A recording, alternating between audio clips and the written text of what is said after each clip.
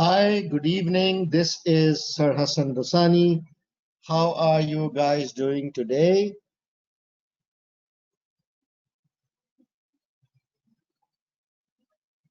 Excellent, awesome. So, welcome to the third day of our Practice to Pass session on SBL for September 2020.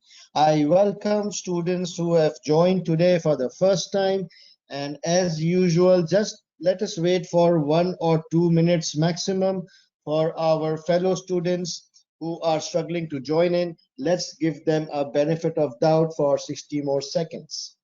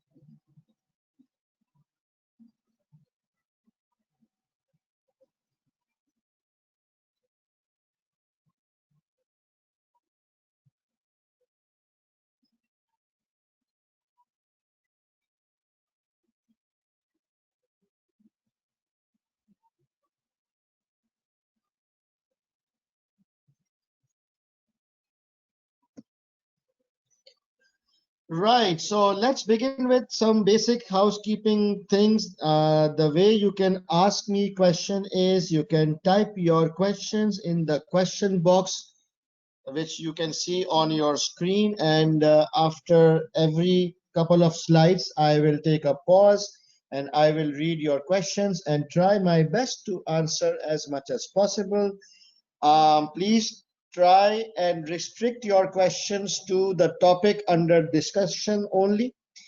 And in case I am not able to answer your question, then you can also post your question on the WhatsApp group after the webinar. Those of you who are not part of my WhatsApp group, here is my WhatsApp number. Okay, here is my WhatsApp number. Please save it and message me on my WhatsApp and I will add you to my global SBL WhatsApp group. Okay, so what's the plan for today? As usual, we will first talk about exam technique, and today we're gonna talk about time management, one of the most weakest area of SBL and one of the most this is one of the area where the examiner is most concerned. In all the examiner's comments, examiner cries about bad time management.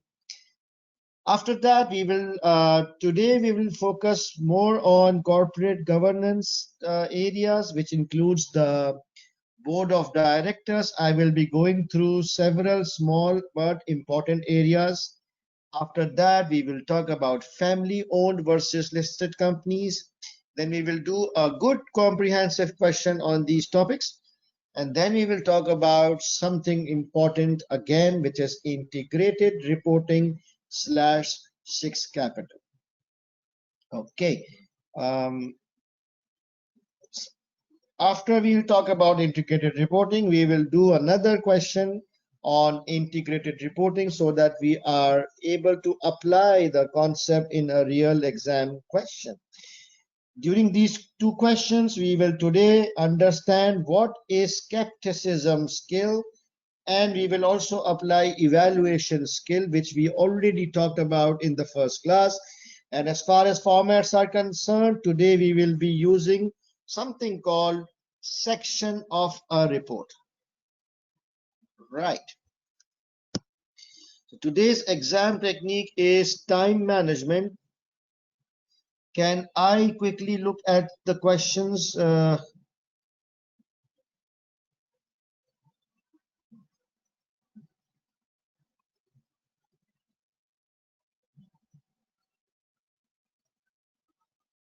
Okay. A couple of comments that my volume is low and the ACCA technical team will definitely look into it. So before we talk about time management, those of you who have given SBL before, how many of you struggled with time management? Can you please say yes in the question box? I want to see if you guys have faced this problem.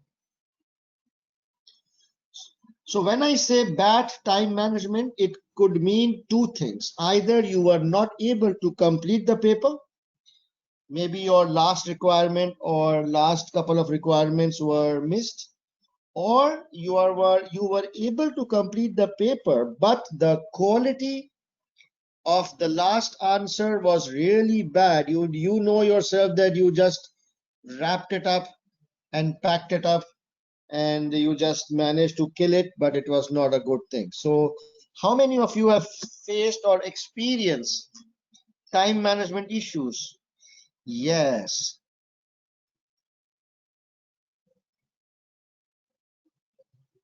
I'm just reading through the comments. I took too long on questions, won't complete the paper. I couldn't even complete the exam. Able to complete, but quality suffered. Last hour is always flying. That's a good one, Janet. Yeah. So listen, I personally feel that time management is one of the core techniques which is make or break. Either this will make you pass or it will make you fail. Okay.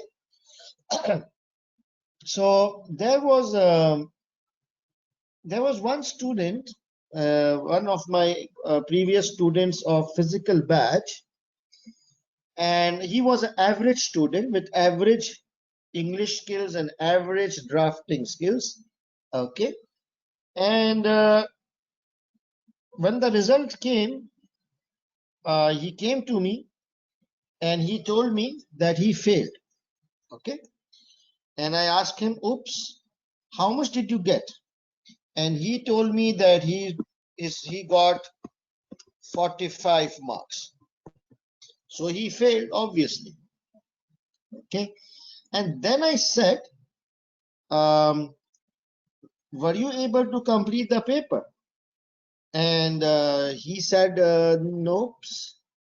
And then I said, how much you think you left? So he was like, paper was 100 marks. So he was not able to attempt 15 marks. So he actually attempted 85 marks. Okay. And out of 85, he scored 45 marks. And obviously he was failed, right? But in my view, he was pass. How come? So if you divide 45 marks by 85 marks, what he had attempted, it's like 53%. So in terms of what he attempted, he passed. Now I just told him, listen, my friend, you attempted 85 marks, you scored 45. In my interpretation, you actually passed. Now, had you attempted 100 marks paper, you would have got approximately 53 marks. Now, it is not possible in SBL to attempt for 53 marks, to achieve 53 marks by just attempting 85 marks. Do you understand? And this is applicable for average students. There are exceptions. There are superman and super women who can achieve 53, 55 even by attempting 85 marks. I'm not the best judge. You are a best judge of your own capabilities. So this is the actual secret. If you need to pass SBL, you need to attempt 100%. and I can guarantee you, using our techniques and all the other hard work we are doing, I can guarantee you will pass if you attempt 100 marks. But if you attempt 85 marks and expect to get 50, that is a difficult shot, not impossible, but a difficult shot. So now you guys understand the importance of time management, that you have to complete 100 marks paper by hook or by crook. Now how do we do that? So the first of all, we all know that our SBL paper is exactly 4 hours.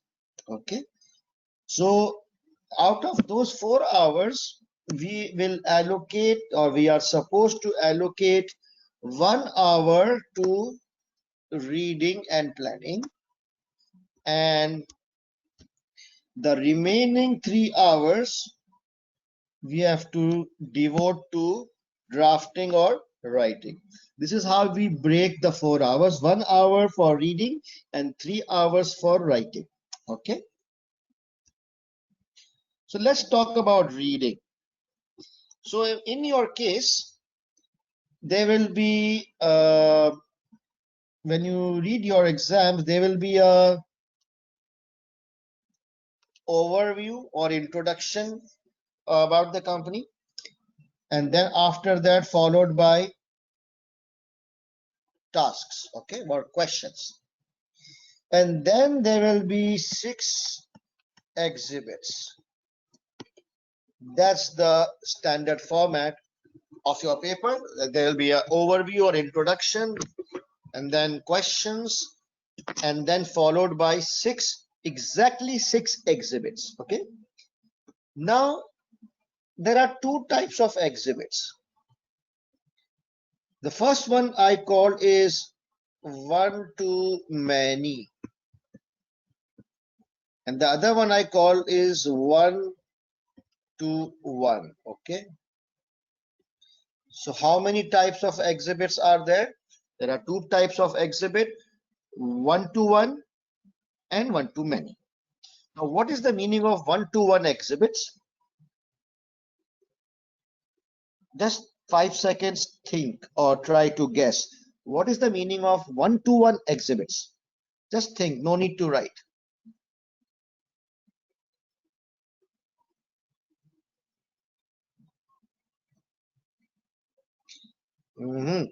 A one to one exhibit is that exhibit which pertains to one question only. Okay, so that exhibit or the information in that exhibit will be or is supposed to be used in only one particular question. Okay, it's a very, can I say, specific exhibit to be used in one question only. That is why it is called a one-to-one exhibit. And then there are some one-is-to-many exhibit, which means that that exhibit contains a variety of information which is supposed to be used in multiple questions. I will repeat, a one-to-many exhibit is that exhibit which contains a variety of information which is expected to be used in several questions. It's not one to one. Okay, right. So can I ask you a question? In your opinion, which type is more difficult, one to one or one to many? Which exhibit is more difficult to handle or understand, or from a time consuming point of view, which one is more difficult, one to one or one to many? Now there are few people who are saying one to one. Sana is saying one to one, and then Muhammad Motassim is saying one to one. Very interesting, but 95% of you guys are saying one to many. Okay, definitely one is to many exhibit is more difficult.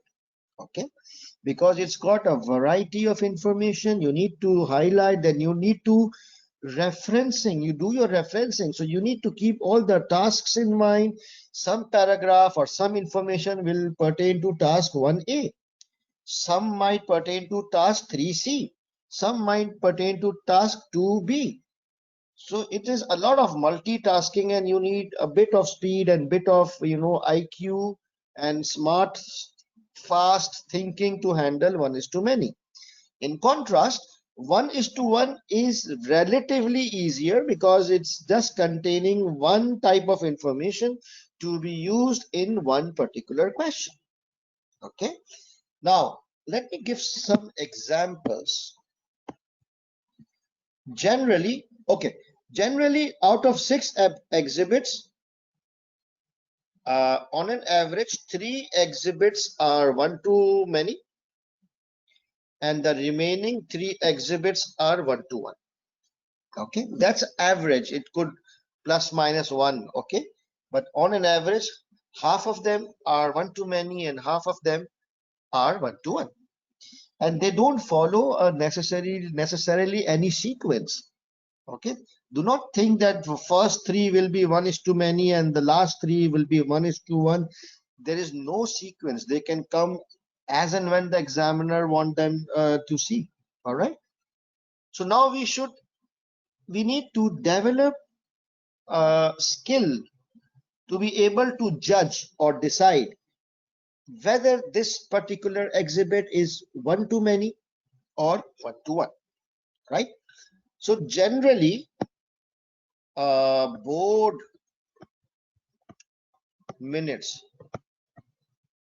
are one is too many. Most of the time, whenever you see a board minutes, 90% of the time, it will contain a variety of information, because obviously the board of directors, they talk about a lot of things around the business. So its board minutes are generally one is too many. Annual reports. Okay, so if you see companies' annual reports, that's a holistic report talking about all the aspects of the business. So that's, or even a website page, a website introduction page. A website will also contain business information, financial information, ethics, and all those kind of things. And also transcripts. What is the meaning of transcripts? Basically Interview transcript. So sometimes they interview the CEO, or they interview a director. So the discussion they have, it is presented, and that's called a transcript. Okay. One to one, generally financial projections. Financial, not final. Financial projections are one to one, or financial statements are one to one. Spreadsheets or data, any analysis given, are one to one, and other general specific things. It can vary from anything to anything. All right, so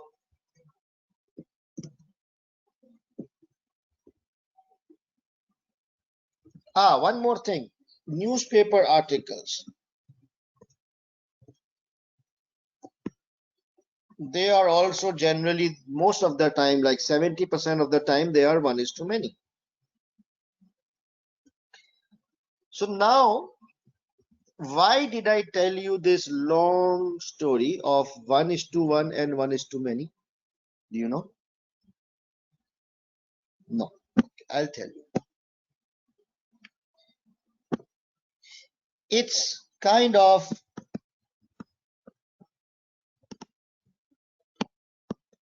impossible to read the entire thing in 60 minutes.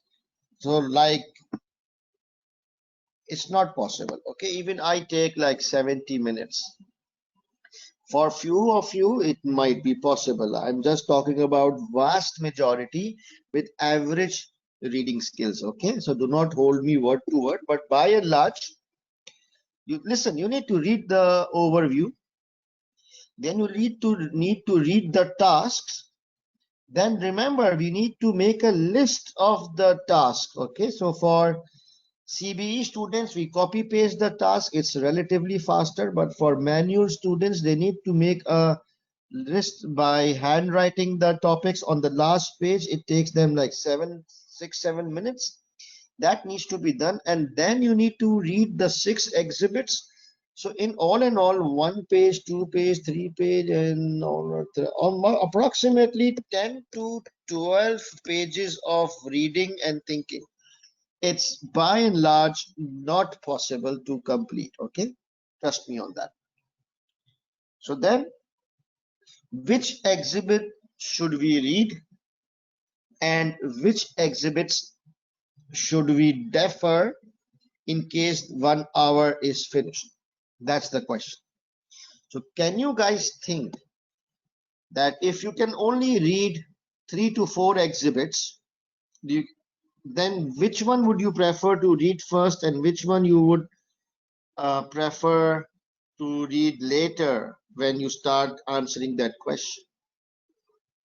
What do you think?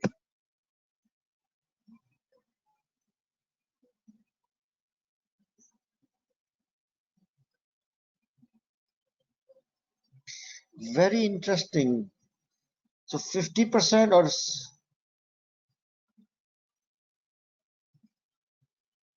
like 70% of you are saying you will read one is too many, but 30% of you are saying you will read 1 to 1. Okay. Okay. I want you to read 1 is too many first. You will first read 1 is too many. The reason, and we will defer 1 is to 1 for later in case our reading time is up, if the 60 minutes are completed. So whatever exhibits are left, they should be 1 is to 1. The reason I'm saying that we should first read 1 is too many is for 2 reasons. Number one, 1 is too many carries higher mark. Okay. Because the larger the important questions, generally they are extracted from 1 is too many. But this is not always the case. Number two, the examiner really wants to see your linking skills. By linking skills, I means that he wants you to link the information from here and there, and pick up from variety of sources. And number three reason is you are fresh. So you are just started the paper, your mind is not yet tired, you are alert, you are fresh, you are able to concentrate. So it's always better to start with the difficult thing first when your mind is not tired, right? So generally 1 to 1 is easy. So even towards the end, if we read, even if we are tired, we will be able to handle them. So please, the bottom line is that we will first read 1 is too many, and then after that, whatever time is left in 60 minutes, we will read 1 is to 1. Okay, let me look at questions.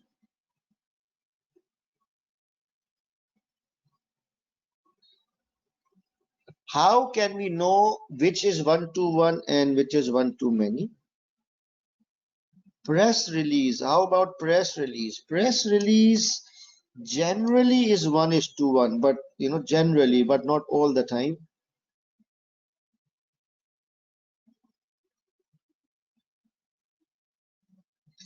Okay, how do we know it's 1 to 1? My friend, I think you were not concentrating or what? I gave you a whole list of things. For example, about minutes is 1 is too many. And obviously, when you will read the exhibit, or you take a look at the exhibit, you will be able to judge. Okay, you may not be 100% accurate all the time, but still 80% of the time you will be able to judge. And there's other question which was interesting.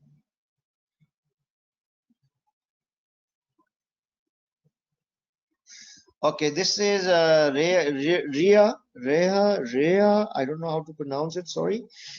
Sir, when planning and copy pasting the information from one to many, do we copy paste in various requirements to which they relate? Of course, yes. Okay, I'm not even going to read the second part. When you are reading 1:1, you just paste all the information in the respective requirements simultaneously. Okay, press release, it is generally 1:1. Please show examples of 1:many and 1:1. Of course, I will show you example. We will do a practice now. Is there a separate reading time in SBL which you cannot attempt? No.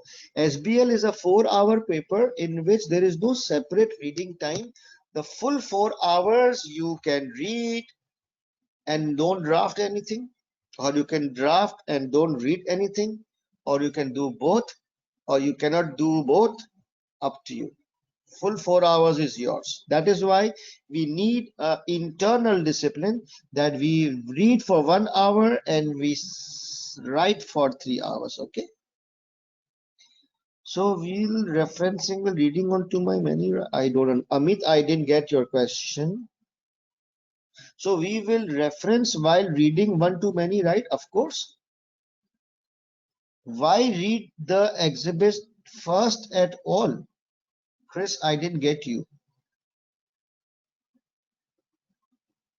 When copy pasting from one to many, how to remember all the tasks at the time of reading? Muhammad Ibrahim, I will shoot you if I see you.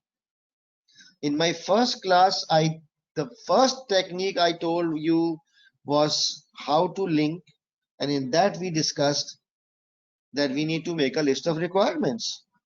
So please, if you are absent, then look at day 1. Okay.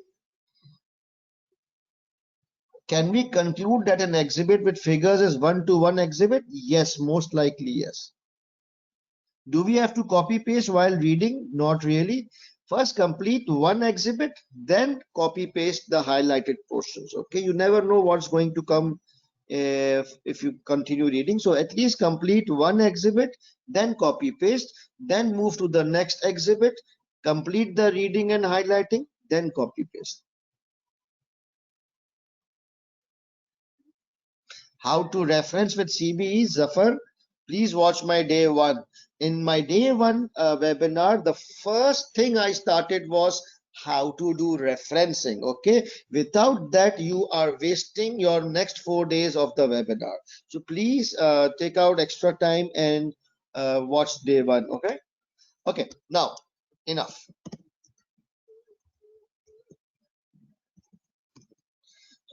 So normally, now I'll just quickly read. Okay, normally 3 exhibits are 1:many. These are time consuming. Examples include board minutes, annual reports, website, newspaper, transcript, interviews. First read these exhibits and do your reference. Now I'm just reading because I explained to you in a lot of detail the entire thing. And the remaining 3 exhibits are 1:1 exhibits. Just take a quick look, save 1 or 2 minutes, like when in the first 1 hour. Just don't completely ignore it, but just take a 1-minute overview, and then we can do the detailed reading later. Example includes financial projections and specific spreadsheets. Read these later if you are left with 0 reading time. And the most important,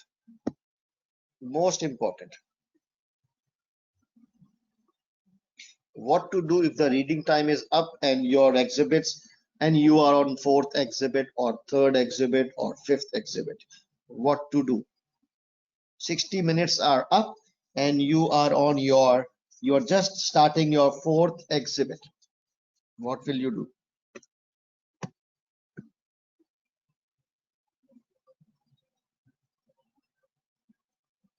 Very good. So guys, if the time is up, you need to stop. Stop reading and move to drafting. Okay, so this is a habit which is required in SBL. Maybe you have never ever done this in any other paper, but in SBL, time management is so important that if your time is up, you stop and you move to the next portion. It doesn't matter if you leave it incomplete.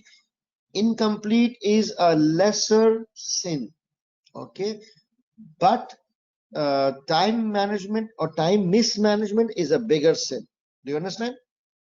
Incomplete answer is a lesser sin, and bad time management or incomplete paper, or you not following the time management rules is a bigger sin. So we have to move. Okay, get in the habit of leaving and moving.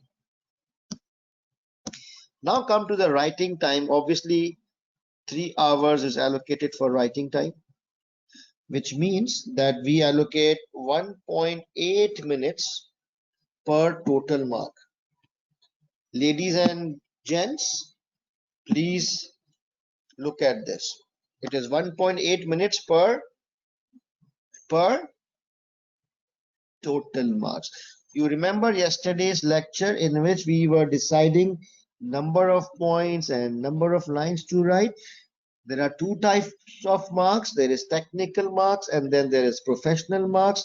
And if you add technical plus professional, it gives us total marks. Okay. So again, here also we will apply time management based on total marks. So if the question is, let's say 8 marks is technical and 2 marks for that question is professional, total marks is 10. How many minutes will you give to this question from a drafting point of view? And if you guys will not give me the right answer, I will throw that person out of today's webinar. 18 minutes. I'm so glad. Yes, exactly 18 minutes. Okay, based on total marks. The reason why I'm emphasizing a lot on total marks is, and listen very carefully, the reason why I'm emphasizing a lot on total marks is because the examiner, they want you to plan the answer based on technical marks. So if you read the examiners guidelines and all the help material and articles available on the ACCA's web page, they all talk about technical marks. So they would say allocate 2.3 minutes per technical mark. Okay, but I disagree with that for some reasons. My approach is more practical. From an exam point of view, their approach is more theoretical and idealistic kind of thing.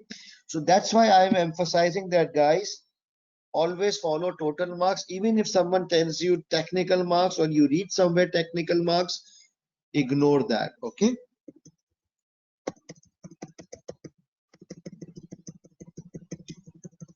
Now you have to keep track of the time.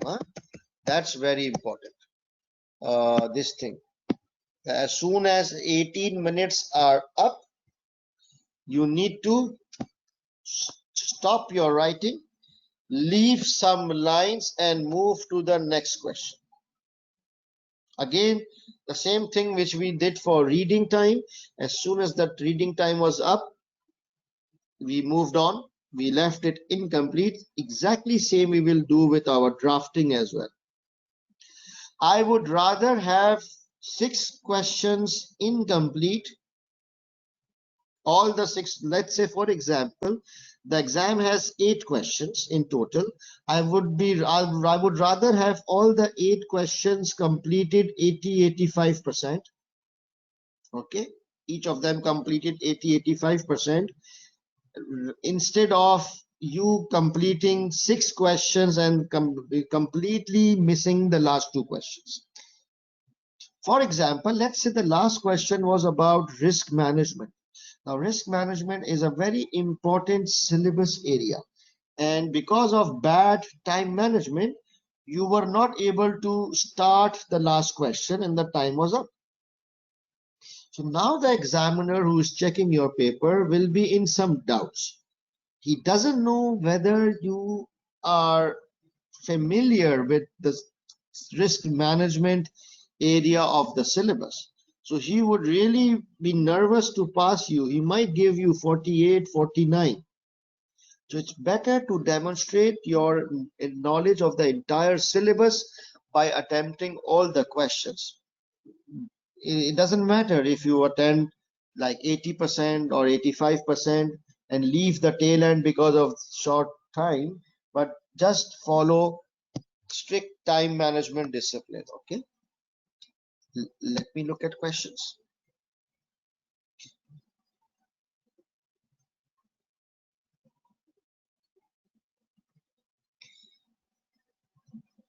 So now this person is saying, how do we keep track of time? Do we keep watching the watch or looking at the clock all the time? Now this varies from person to person. Okay, there are a couple of ways how you can keep track of time. The first way is obviously you keep watching the clock. But what I prefer is when you calculate the time when you start the question. Let's say it is 10 a.m. and I am attempting a question of 10 marks, which means I have to give 18 minutes, right? So right now it's 10 a.m. So I'm just about to start. So what at 10:18 I need to stop, right? So write this time on the question paper. So manual students, when the question number 1A is written on your question paper, you just write the ending time on the physical question paper. And CBE students, they can write the time in front of the question number on your word processor. Okay, another technique, no, let's forget about other techniques. So just time, you need to just test out which technique works for you, but the bottom line is you need to keep track of the time. You just can't take a walk in the park thinking that nothing is timed. This is what exactly is being tested. Okay, all right, so today we are done with time management. Sir, in CBE exams we will not have a clock, so how can we keep the time in track? Very interesting. I have no idea. So now Siri is saying in CBE exams we will not have a clock. That's not correct. Because from comments from some students who gave CBE in July, there is a timer which is on your screen, and because it shows you how much time is left in the 4 hours. Okay, so anyone in this webinar who has given July actual CBE paper, Ron K has given a very intelligent solution for CBE students. He's saying wear a wristwatch.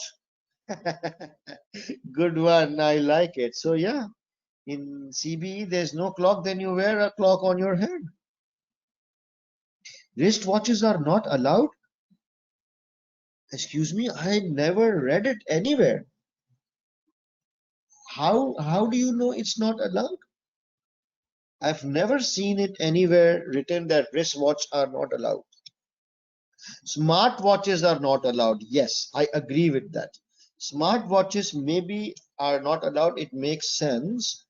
But a general watch, if it is not a smart watch, is allowed. Or maybe you can keep a small watch, small table clock in front of you. Maybe let me check.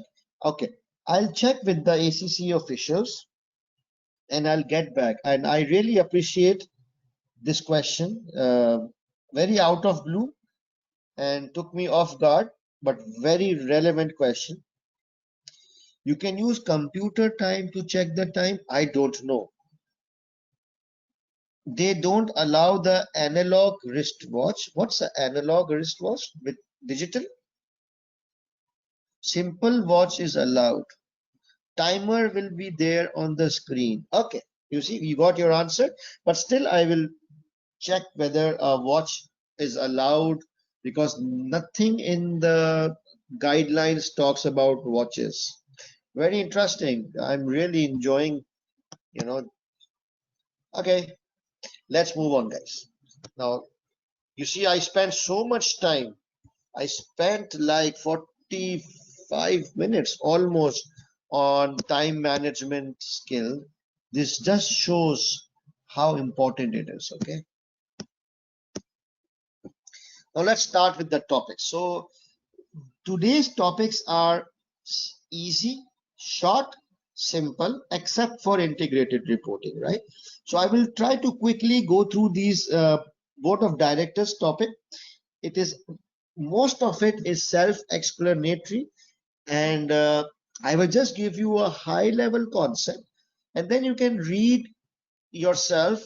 And if you have any questions, then later on you can WhatsApp me, and I'll be glad to help you. Okay. Now, chairman and CEO, that's the first thing. So we all know that in a company, whether it's a private company or a listed company, there is a chairman of the board of directors and there is a designation called CEO. So what's the difference between the two? So the main role and responsibility of the chairman is to run the board of directors. It is his job to make sure that the board of directors is functioning the way it should function. He is the captain of the board of directors. Okay. And on the other hand, the CEO, the main role of the CEO is running the company. The day-to-day things, execution of the strategies, monitoring all department heads and staff, monitoring the performance, risk management. Okay, so the chairman, he's more focused on the board of directors, and the CEO, he's more focused on the day-to-day running of the company. Now you guys can read through. There's individual tasks which I don't think will be tested in the exam. But more importantly, this is something I want to talk about. This can be tested in the exam. Splitting the roles between chairman and CEO. So definitely these are two separate roles, right? Chairman, his job is mainly to run the board of directors, and CEO's job is mainly to run the company. Now in private limited companies or family owned businesses, a single person, he is doing the role of both chairman and CEO. So you may have come across some person who's saying, hi, I'm Shah Rukh Khan, chairman and CEO of Bollywood Industries. So this single guy is excuse me, wearing the hat of both the chairman and the CEO. Okay. On the other hand, in a listed company, earlier I just talked about private company, but on the other hand, in contrast, in a listed company, it is mandatory that the role of chairman and CEO is split between two persons. The same person cannot be the chairman as well as the CEO. right? A chairman has to be Mr. A and CEO has to be Mr. B. So this concept is called splitting the role. So why is, so it is in a listed company, it is mandatory that the role needs to be split. It is the requirement of the corporate governance. It is the requirement of listing regulations that it is mandatory that the role needs to be split. So what is the reason why the role needs to be split? What is the reason? What is the advantage? You must need remember 3 or 4 advantage. The first advantage, segregation of duty. Obviously, these are 2 separate roles, and if they are done by 2 separate people, it creates segregation of duty. And then chairman is able to challenge the CEO, because chairman is another person and he is more senior than the CEO. The CEO reports to the chairman because chairman is the captain of the team. So the chairman is able to challenge the CEO. Supposing if the same person is the chairman and the same person is the CEO, now who would challenge who? Not possible, right?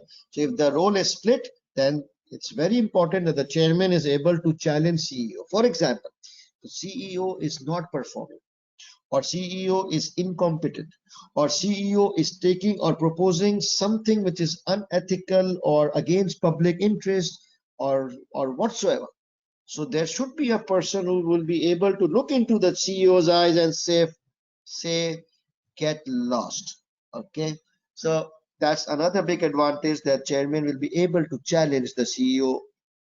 And then other directors can communicate with chairman if they have concerns relating to CEO. Obviously, if I have an issue with the CEO, I just can't go and talk to him. If I think the CEO is doing a fraud, whom shall I go and talk to?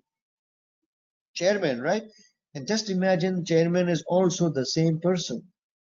So I will had it, right? I've had it.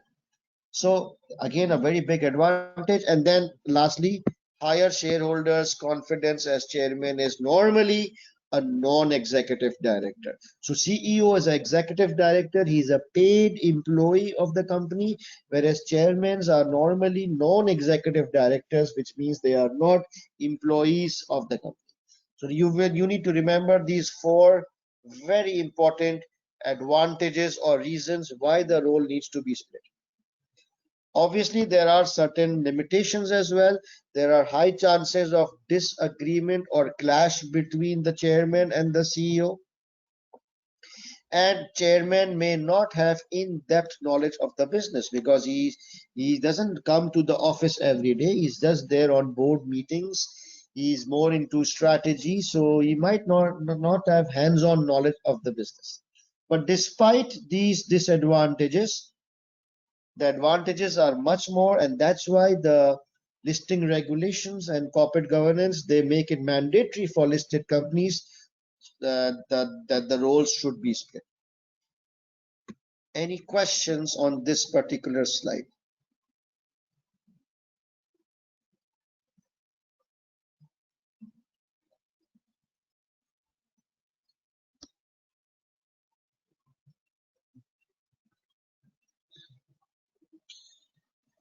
Hang on. Let me go some. Can an executive director be a chairman? Yes. Sometimes the chairman is also the employee. That means he draws a salary, but most of the time chairmen are non-executive. But it is possible that chairman could be an executive director. CEO could also be an executive director. Obviously, CEO is an executive director. Definitely, yes. What if the chairman is doing the fraud? Who will make him accountable? Oh my God, Uzair, I love this question and I don't have any answer. It's a difficult question. What if the chairman does a fraud? Hey guys, can anybody help me answer Uzair? He's asking, what if the chairman does the fraud? Shareholders. CEO will challenge. Auditor is there. There's a whistle blowing thing. There is audit committees. There is a nomination committee which deals with all the board related matters. Okay. Shareholders is there. Okay. Oh, okay, got it.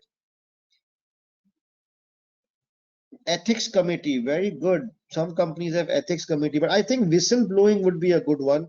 Audit committee would be a good one.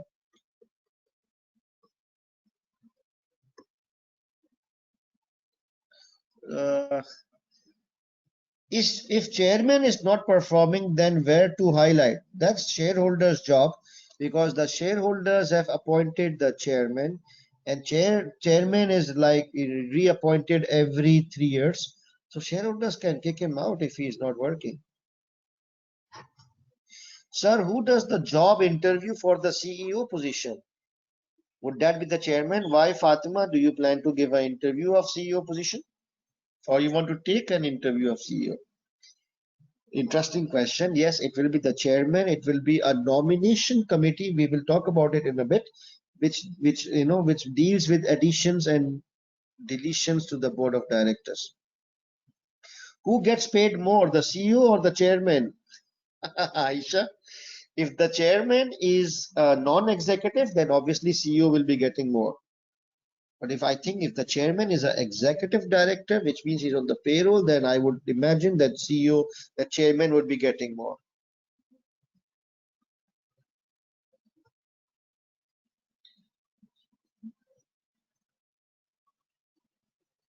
Okay, let's move on. Interesting questions, guys. The next topic is non-executive directors. Executive directors versus NEDs, right? So definition, NED is a part-time outside director who are independent, which means in simple layman language, they are not the employee of the company. And when they are not an employee of the company, they are not on the payroll, they do not get salaries, they do not get bonuses, they do not get any other benefits which normally an employee gets, because they are not employee of the company. So if they are not getting salaries and bonuses and benefits, so why the hell you think they would want to be a non-executive director and stick their neck in risky situations? Because they do get something, they get a fixed fee for being NEDs. Okay, it's not that they are working for free. They do get fixed amounts regardless of companies' profits or losses, and that amount is normally not very high, not very low, and generally the law of the land, they do define some kind of formula or range or amount for NEDs. It should not be so less that they are demotivated or not interested to work with full efforts, and it should be not so high that their participation or independence is questioned. Okay. Now, what do they do? What's the role? Very, very important. This has come in the exam. If we talk about high level, they are responsible for four things: strategy, performance, risk, and people. So under strategy, they discuss strategies, bring external experience and leadership. Because they are outsiders, they must be sitting maybe on several entities board. Yes, come in, please. Just a second, guys.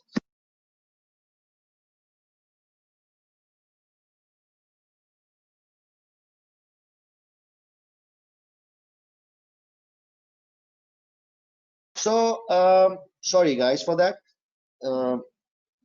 Strategy, being non-executive directors, they are senior people, experienced people, seasoned. So obviously they help in making strategies for the company. They provide leadership. Performance means that they scrutinize the performance of the executive directors. Okay, someone needs to scrutinize whether the executive directors are working or not. So shareholders are either busy or too hands off or they don't have the skill set. So it is the job of non-executive directors to review the performance of executive directors. The risk management is another area which is the responsibility of non-executive directors. And fourthly is people, in which they nominate nominate new directors to the board, remuneration, succession planning of executive directors and senior executives of the company, all these things. Okay, now this another important topic. What are the advantage of NEDs, or what value do they add? Number one, they bring independence. The whole purpose of non-executive director is that they should not be biased. So they bring independence to the board and add confidence to the shareholder. Then they have external experience and wider perspective, obviously.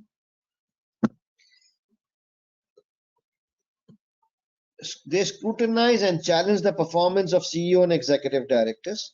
Employees can discuss confidential or sensitive matters like whistleblowing and some things like whistleblowing.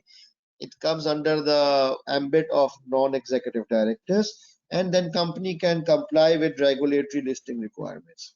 So guys, this slide is very important. VVIMP, you need to remember NEDs, who they are, what are their key role, and 3 or 4 advantages. Okay, there must be some disadvantages as well, like they may lack independence.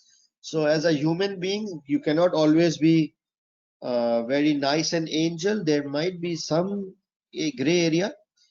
Smaller remuneration as compared to executive directors, so they might be less motivated, or they may not give sufficient time to business. But despite the disadvantages, listed companies, they do have mandatory requirements for NEDs. Independence of NEDs. So it is very important that the NEDs are independent. There should be no conflict of interest. They should not be biased, because if they are not independent, it defeats the entire purpose of having NEDs, right?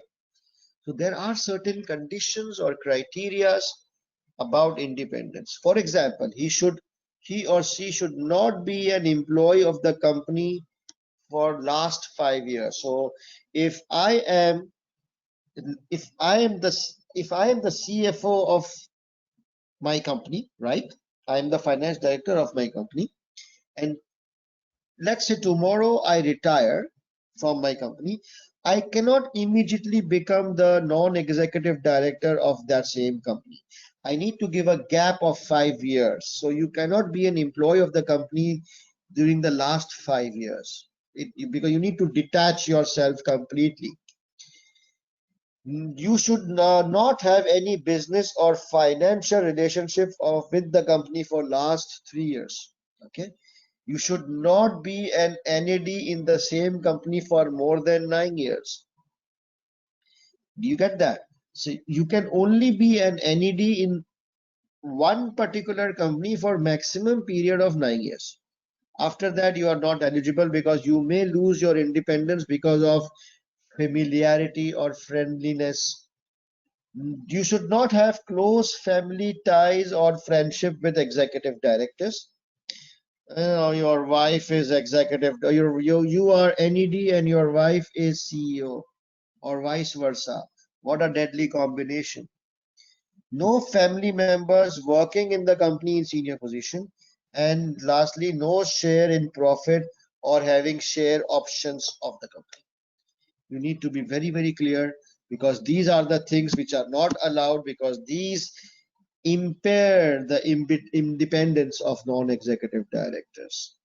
The last thing is number of NEDs. How many number of NEDs should be there on the board? 1 NED, 2, 5, 10, 100. So it all depends on the local laws and regulations. For example, New York Stock Exchange It says number of NEDs should be X in, or it says something like more than 50%. New York Stock Exchange says that any company which is listed on New York Stock Exchange, the number of non-executive directors should be more than 50%. So not 50%, more than 50%. So for example, if there are 10 board of directors in total, 5 is exactly 50. It's not more than 50. So at least 6 persons have to be NEDs. Very, very difficult requirement. I think Singapore says 1/3 of the board should be NED. And I think UK, but I'm not sure. UK says, the UK doesn't define a number. It says sufficient number of NEDs, or sufficient enough to make their views heard. Okay, very good. But this is not going to come in your exams. It's just to give you a concept. Let me take a question.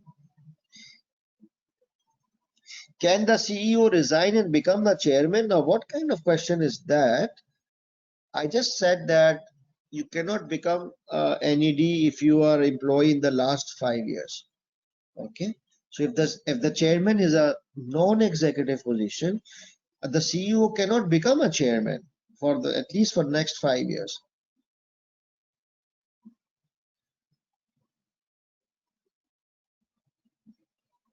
Audit committees has NEDs, yes.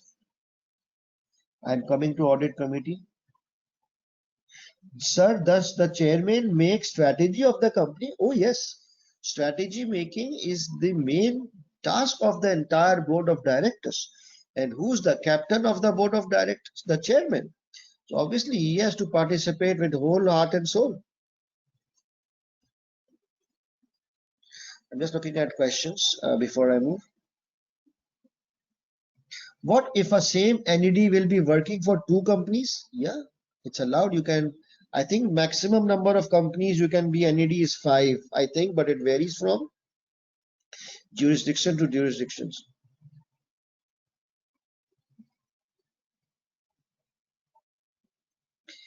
Sir,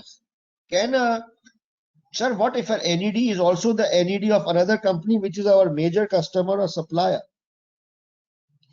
I think it doesn't matter. If he's NED in both, if he's NED in both the companies, then it's fine. But the problem is if he's NED here and he is an executive director in one of our major supplier or customer, then that may cause conflict of interest. But if he is NED in both the places, then I don't think it's a problem. What is the benefit of 5-year limit for employment detachment? Familiarity threat. Okay, that's to avoid the familiarity threat.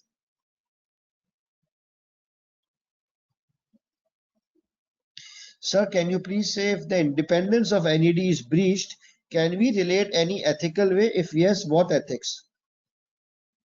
I don't know. If he has breached the independence, he has to resign. For example, if he has developed a romantic relationship with the female CEO, he has to either end the relationship or he resigns from his NED position.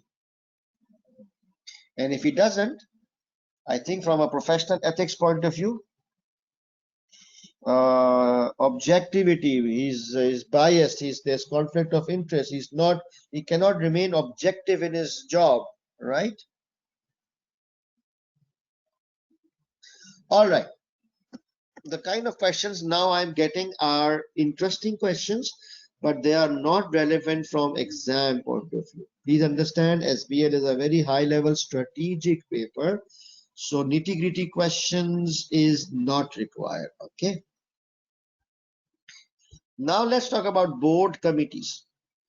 Nomination committee, there are kind of, basically when we say board committees, there are mainly 4 board committees. Okay, nomination committee, remuneration committee, audit committee, and risk committee. Nomination committee is basically the job is to decide the size of the board, make sure that the board has sufficient knowledge, skills, and experience, maintaining a balance between the number of executive directors and NEDs, appointment of new directors, training, succession planning of new directors. So they kind of, make sure the board is functioning well. They assist the chairman in functioning of the board. Okay. And not majority of the members has to be NEDs. It doesn't, for example, if there are 3 directors who are member of the nomination committee, two have to be NEDs, and the third one can be an executive director. But the chairman will always be NED. You remember, even if the majority, or even if all the directors no need to be NEDs, but the chairman should always be NED. Similarly, regarding remuneration committee, as the name says, this committee decides the remuneration of the executive directors because they scrutinize the performance, they decide the package, they decide the fixed salary, they decide the bonuses, all those things. Okay, now they need to be 100% NEDs. An executive director cannot be a member of remuneration committee because then it will be a conflict of interest because he is also getting salaries and bonuses. Do you understand? Audit committee, very important. Again, it's one of the committees which has 100% NEDs. It's a mandatory requirement. So out of 4 committees, 2 of the committees, this one and this one, should have 100% NEDs only. What does the audit committee do? They review financial statements, they manage the external auditors, they supervise the internal audit, and they look at whistleblowing arrangements. Why whistleblowing is under audit committee? Because they are 100% non-executive, right? Now look at this note, very, very important. All members of audit committee have to be NED, that's fine, with at least one member having expertise in finance and audit. So because it's an audit committee, their core task is financial statement, external auditors, internal audits. It is mandatory that at least one, if not more, at least one should have expertise in finance and audit matters. I don't want that there are 3 audit committee members. One is a pilot, one is an air hostess, and one is a fashion designer.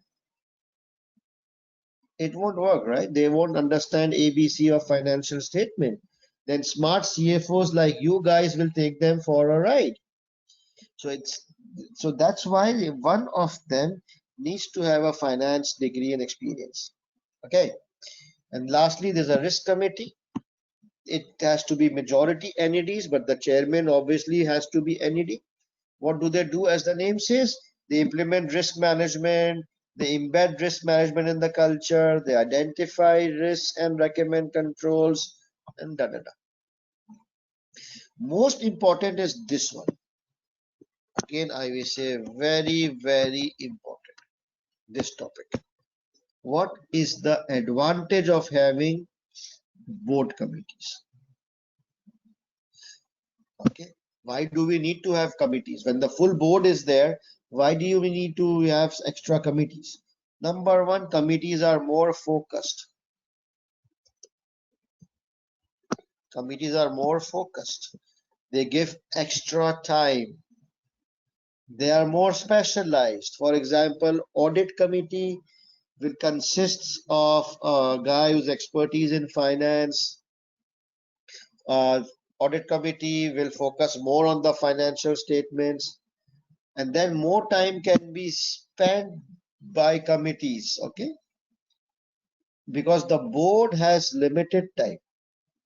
So finance, audits, account, risk management, nominations, remunerations, These takes extra time. So the committees, they can give extra time. They can sit late or meet more often rather than the full board.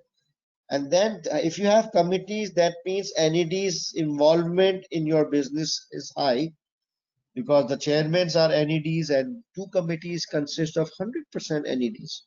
The full board can focus more on strategic and business matters. And then NEDs committees increases shareholders confidence. Okay, so you need to remember these 5 advantages like the back of your hand. Very, very important. Let me take some questions. Can you give an example of cross directorship? Okay.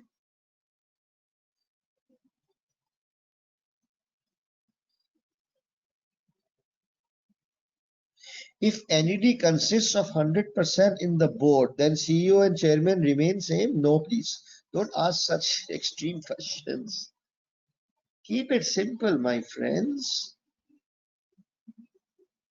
Many companies might not have risk committee. So in this case, which committee will take responsibility? Good question, Mohammad Hayat. He's saying some companies, small companies, they do not have a separate risk committee. So in that case, the function of the risk committee comes under the responsibility of audit committee. So sometimes they are also called audit and risk committee. And for large committee, yes, good answers. Yes, very good, Sharik, and the rest, Yogesh.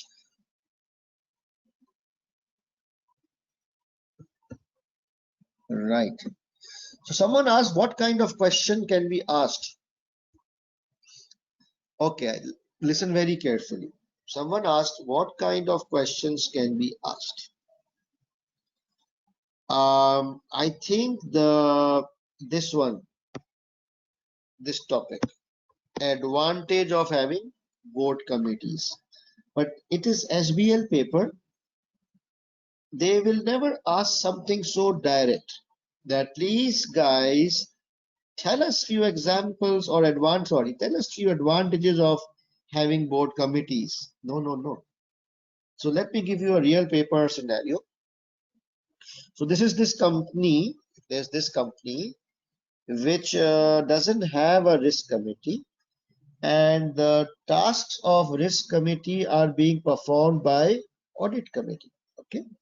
And then there was a lot of information given about the audit committee. That audit committee, they look at financial statements, they look at external audit, they look at internal audit, they look at internal controls, they look at whistleblowing.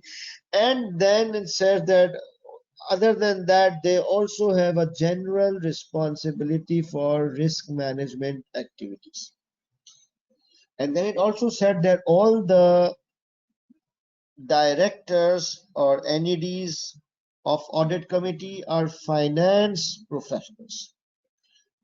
And now in that case, now the question says, will it make sense? What will be the advantage of having a separate risk committee for this company?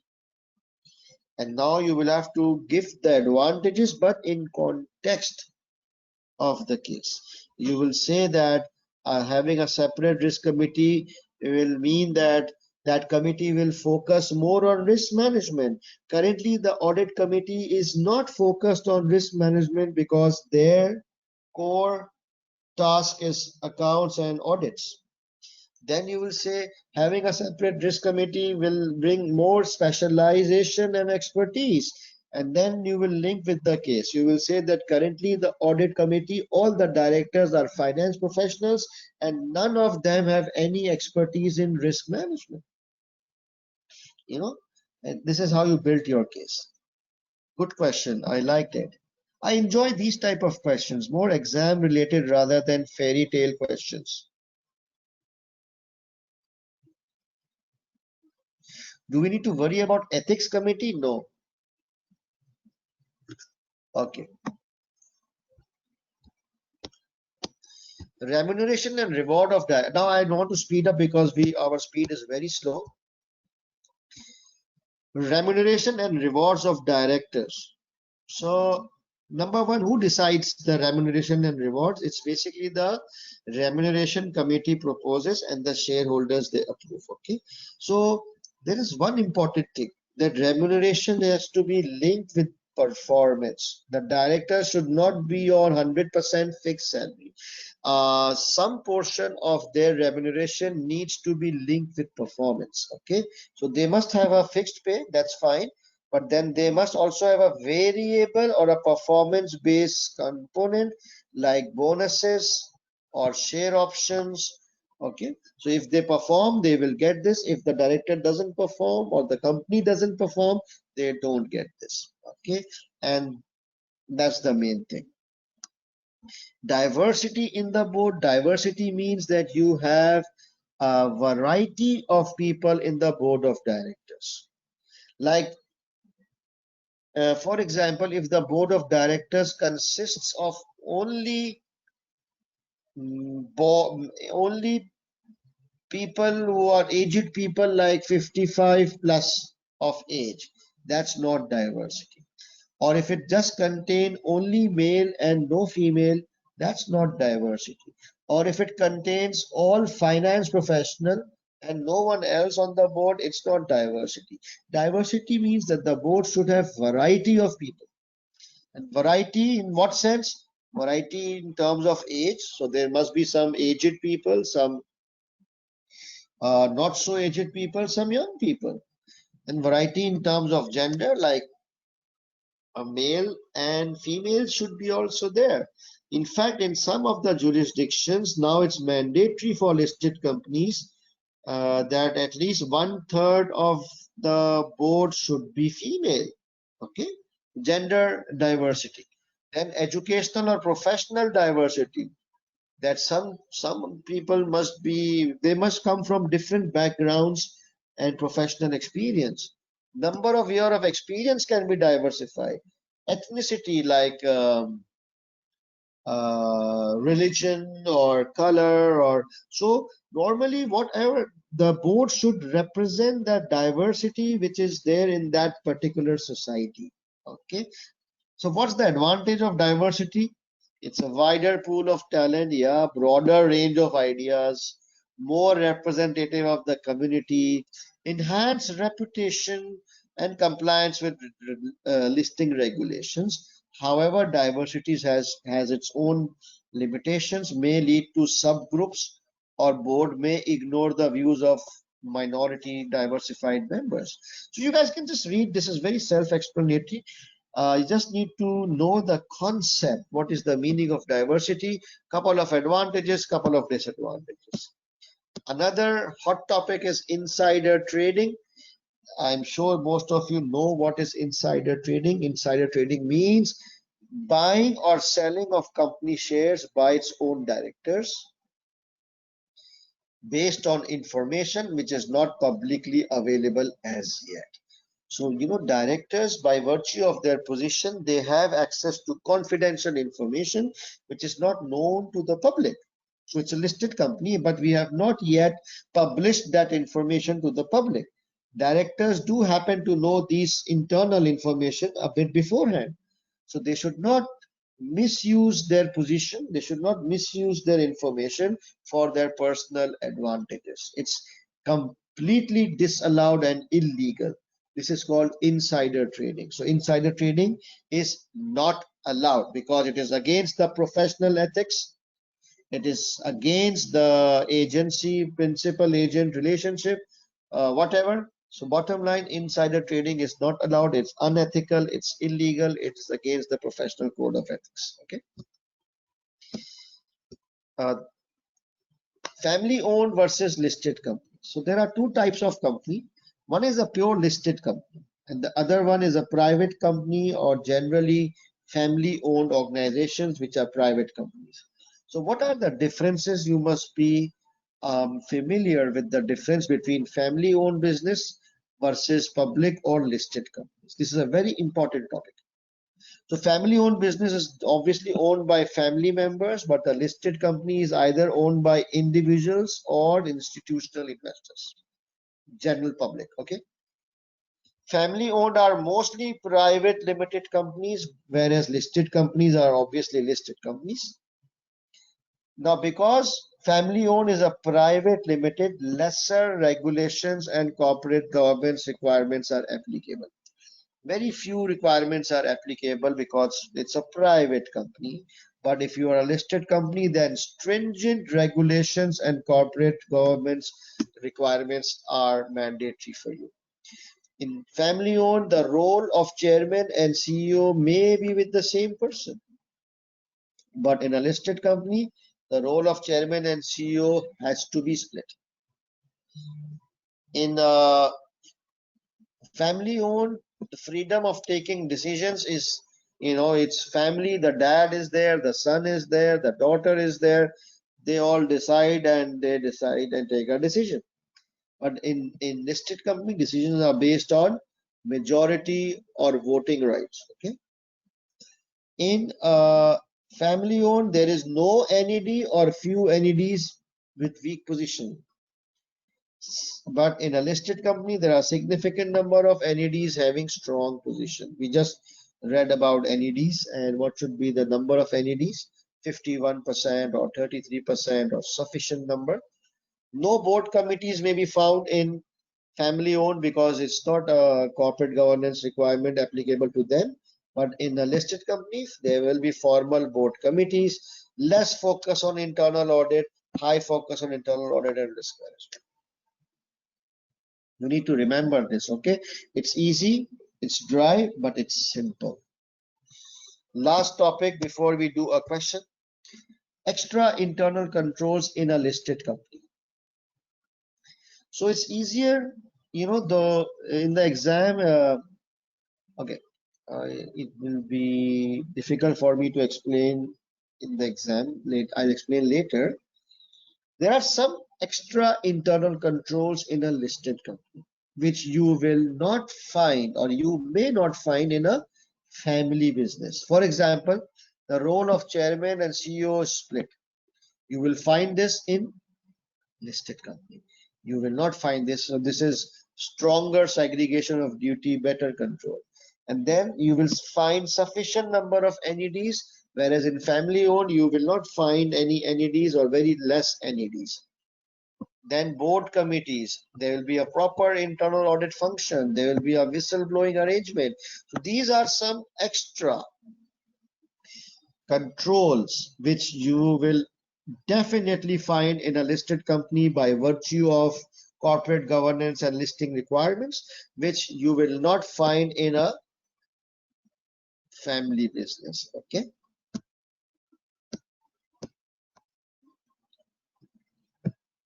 So guys, let's do this question and then we take a break. Okay. And you will, I think you will enjoy this question. So this is exam question practice number 4, specimen paper number 1. Specimen paper number 1. Company name is DCS. Question number 1B. Okay. Read overview, background report, first para, and transcript of interview. So professional skills is skepticism. So I need your attention on skepticism. So there are 5 professional skills, and in my personal view, relatively the most difficult skill which normally students find difficult to apply is skepticism skill. So can I have your attention here, please? So skepticism means you have a questioning mind. You challenge the views of the person in front of you. Obviously, you will challenge based on logic. You will be respectful, but as a director, you should not accept anything on face value. You must thoroughly review the information which is provided to you. You must ask some questions to make sure that the information which is given to you is proper and the person has done proper homework. So skepticism means you don't trust someone and you ask questions, you satisfy yourself, then you accept that information. Okay. Now, how do you demonstrate skepticism skills in an exam? So in skepticism skill, you need to change the way you draft your answer. Perhaps this is the only skill where you need to do something different when you are drafting. So for example, in evaluation, you just make sure that you cover both pros and cons. You don't have to change the way you draft, just cover pros and cons. For communication, you just make sure that the format is complete and you understand the reader and you write in according to the reader's seniority. But in skepticism, you will have to change the way you draft. You adopt a negative tone while you are drafting your answer. So adopt a questioning tone using words like I disagree, or it seems incorrect, or it's not clear, or it should be further investigated, or it's missing. Go negative. So when you use words like I disagree, or it seems incorrect, it doesn't seem logical, it's not clear, it needs further investigation, all this will help you get marks on skepticism skill. Okay, not difficult, but you need to actually focus on negative drafting.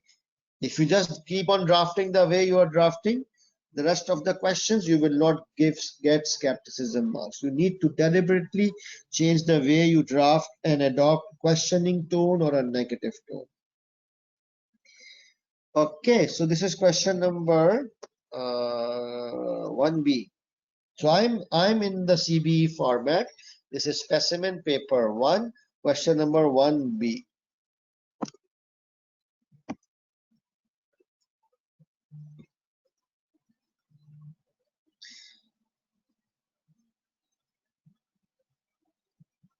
Okay, so required, explain the key weaknesses of the current governance structure of DCS company since it became a public limited company, recommending how they should be addressed. Explain the weakness of the current governance structure and recommend how it should be addressed. Professional marks available for skepticism. So we just need to identify weakness. We say this is not right, this is not correct, this is wrong. That's it. This is the kind of tone. How many marks? 12 plus 2, 14 marks. Now, can anybody tell me how many number of points I need to, how many weaknesses I need to mention for 14 marks? Should I divide by 2 or should I divide by 3?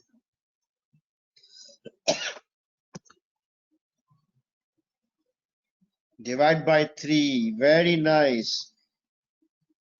And if I divide by 3, how much do I get? 12 plus 2 is 14. Divide by 3. I think approximately 5 weaknesses along with recommendation, right? 5 3s are 15. Okay. 5 weaknesses we require. And I would prefer a tabular format. Remember, whenever there's a weakness and recommendation, I would prefer a tabular format. Now, I don't want to waste your time in, I know you want to go in a break. So I'll just skip some things. So let me highlight some important things.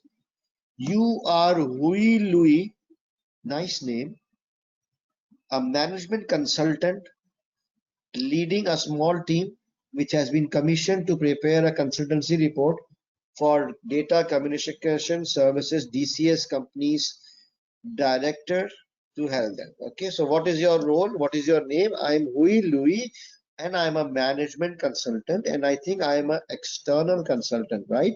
So my way of drafting would be a third-party tone. That's one thing. The other thing is, if I read the background, just the first paragraph,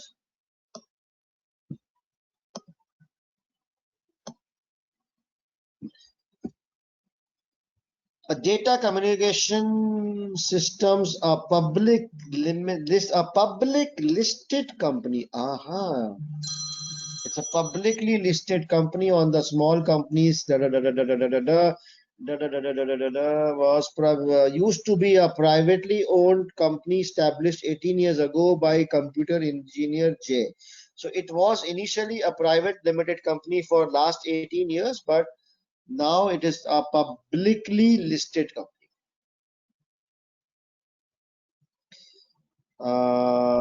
The 30% of the flotation was purchased by institutional investors. Oh, forget it. Okay, it's a public listed company. Now let's go to the main exhibit. This is the exhibit. It is a transcript of interview between transcript of interview with CEO. You versus the CEO. Now this is a very interesting exhibit. The requirement is we are supposed to find out weakness of current governance structure and recommend. Okay, it will take maximum 10 minutes, guys. Just bear with me. Thank you very much, Mr. Priya, for showing me around the office and factory. I found your staff and their comments very interesting. First of all, could I ask you to tell me how you would describe how your company is structured and managed? I would describe DCS as a highly centralized, as fairly highly centralized. I suppose in management speak, we would describe the DCS management structure as a functional bureaucracy. We prefer not to allow too much managerial or departmental autonomy for their own good, of course, and to ensure that they act in the best interest of DCS and to avoid irresponsible risk taking, which unfortunately has happened occasionally in the past. We expect middle managers to respect and respond positively to senior management requests or directives and not to question these unless they are very sure of their facts. Forget about it. Would you mind, because I just read this, but there's nothing wrong in corporate governance aspect. Okay, there might be management issues, but management style is different, but nothing wrong in corporate governance. Would you mind explaining how your company is directed by describing your corporate governance arrangement? Yes, I can. Please look at this chart. And look at this chart, guys. It's a listed company. Do you see this? Chairman and CEO and chairman, Mr. Java himself. And then marketing director is Jules. Production IT director is Tony. Finance director is Tosh. HR director is Trish. And non-executive director is Asaf. So there is one non-executive director. Okay.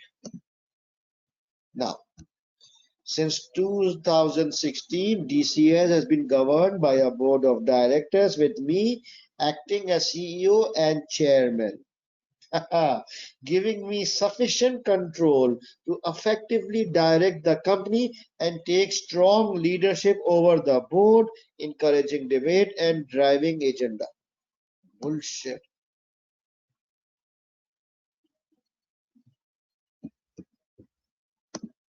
Big weakness.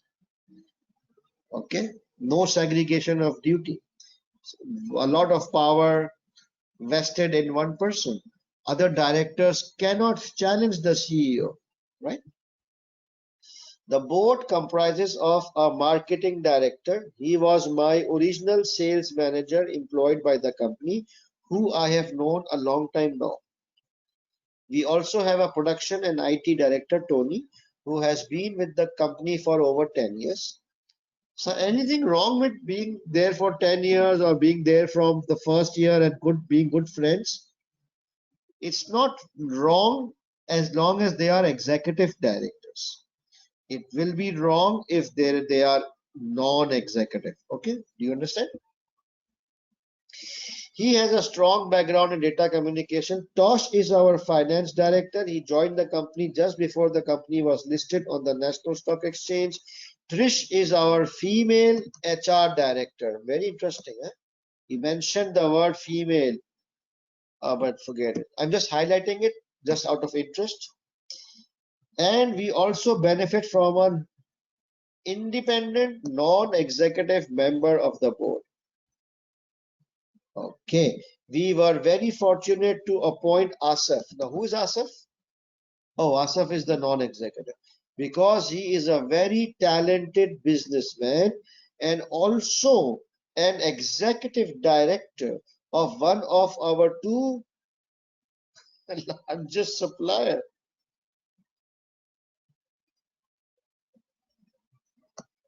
Do you understand? So Asif is a non-executive director here, but he is also an executive director of one of our two largest supplier. This means that he has really good knowledge of our business and on the come on. This is really useful background. So what about standing governance committees which presumably report to the board? We have an audit committee constituted of three experienced, what? Excuse me. We have an audit committee constituted of three experienced network engineers who focus on and investigate internal control and quality failures when they arise. Now, who the hell are these three network engineers? I never saw them on the board. None of them is network engineer. So, which committee is this? Ah,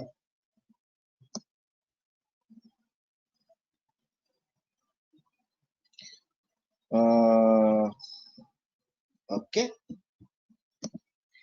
To promote more independence, we have also appointed a non-executive director as chairman on this committee, who is a former compliance officer at an airport whose background is in air traffic control and aviation regulation, but she is also a what are they saying? So they've appointed some another outsider as chairman of audit committee, and she's not on the list of directors, you see, and she's an air traffic control person. My God, are you guys following this? Let me look at comments.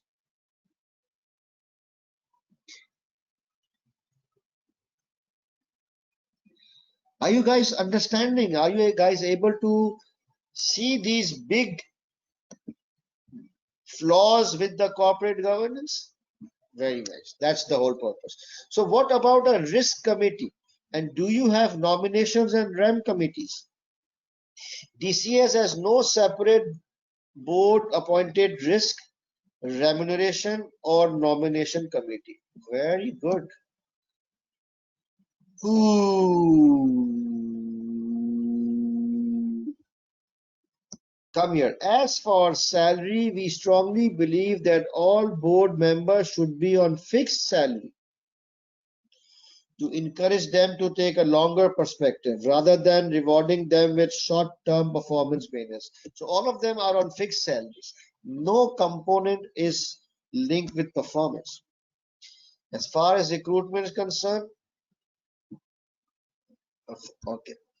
Now that you are a listed company, how do you report to and engage with your shareholders, particularly institutional shareholders?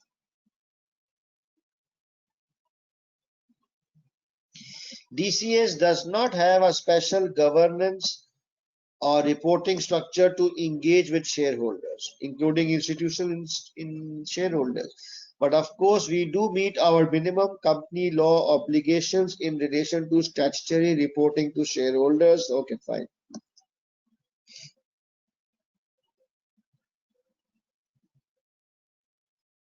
That's it. So are you guys able to identify some weaknesses? So we open the word processor.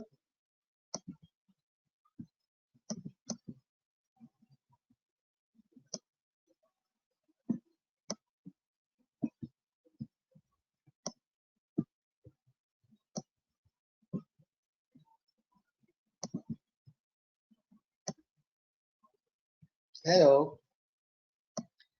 So for what format was required?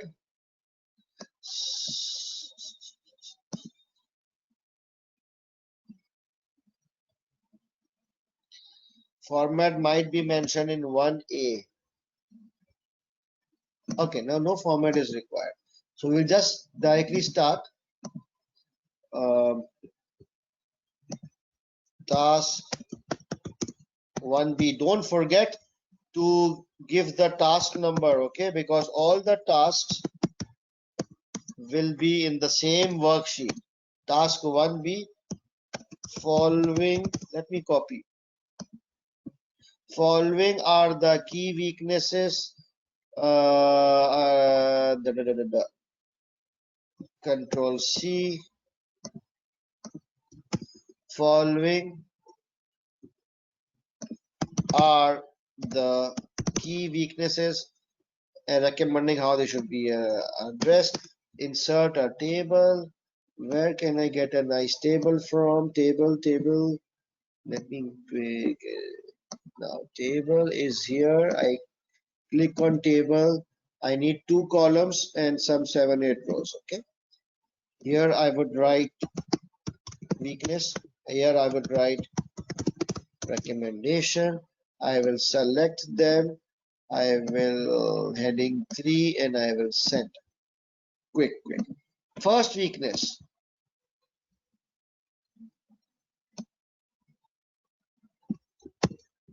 You paste it here. You will say the role of chairman and CEO is not split. Currently, what's the name of the guy? Java. Java is acting as both CEO and chairman, giving him sufficient control. Okay, but then what's the negative thing? Why is it a weakness? However, there is no segregation of duty. A lot of powers is vested in one person and other directors cannot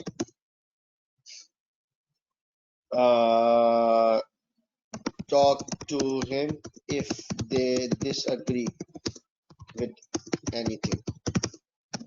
Full stop.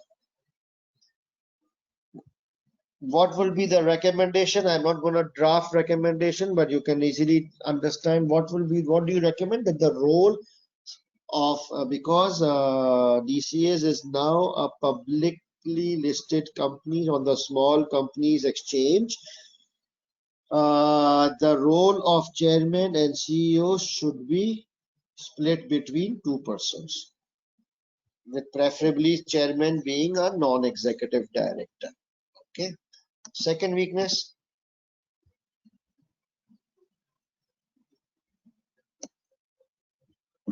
This thing. If you just copy paste here. So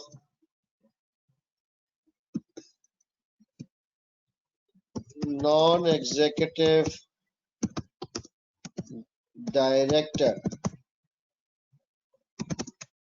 Mr. Asaf is not independent in true sense. He is also an executive director of one of our 2 largest companies. This, why is it a weakness? This will cause conflict. of interest,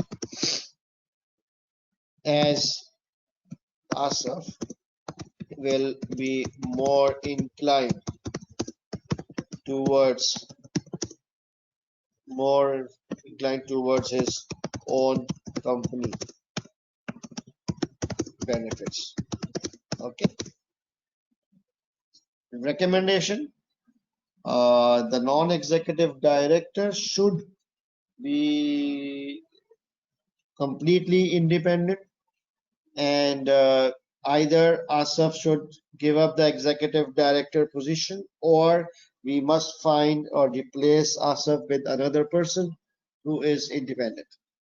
Okay, so now you understand the hang. Now I want you to do these questions on your own, so that now you should be able to, today is the third day, so you should be able to now handle these questions.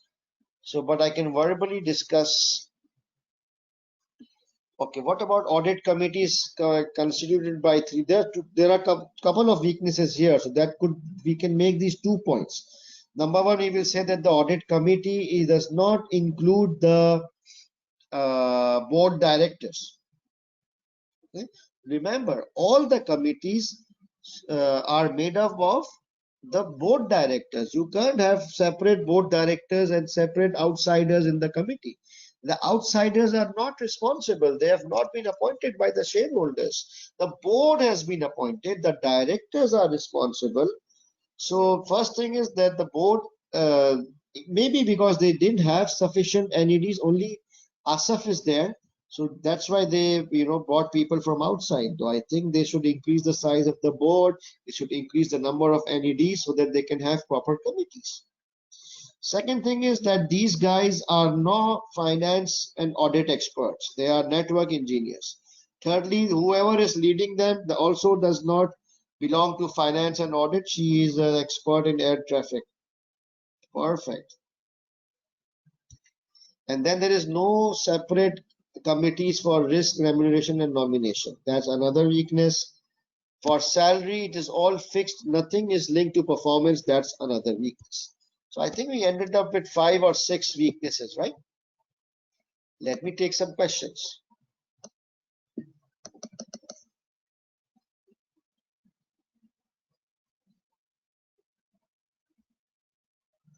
Sir, you missed no formal induction. Yeah, the RIA formal induction is kind of nice thing.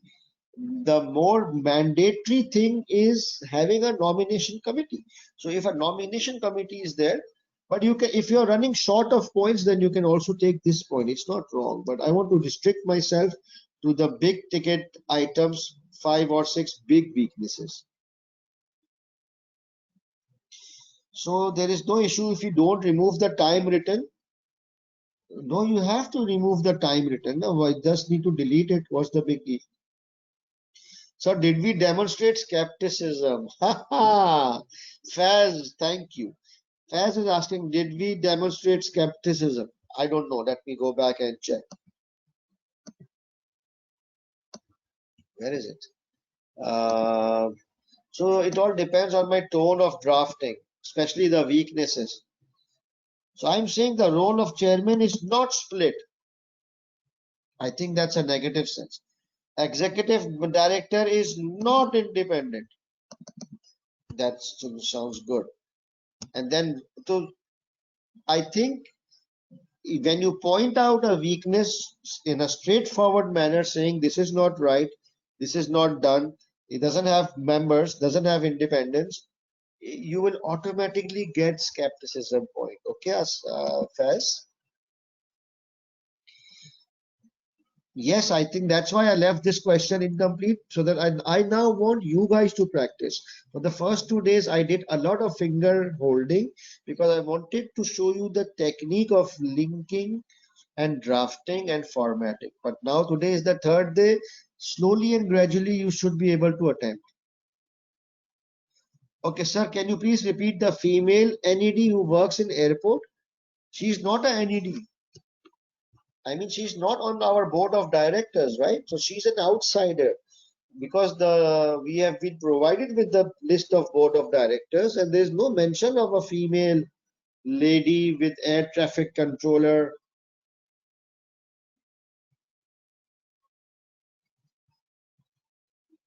Okay. Only one NED. Good point. That's also a weakness, that only one NED position is there out of, I don't know how many directors are there. Good one. So there are how many directors? 1, 2, 3, 4, 5. Total 6 directors, right? Including the CEO. So out of 6 directors, only one seat is non-executive. At least I would imagine 1/3 or 40% should be NED. So yeah, that's a good weakness, that with less number of NEDs. There are insufficient number of NEDs. Okay. Very good, guys. Aren't you guys tired? You guys look like you are fully charged.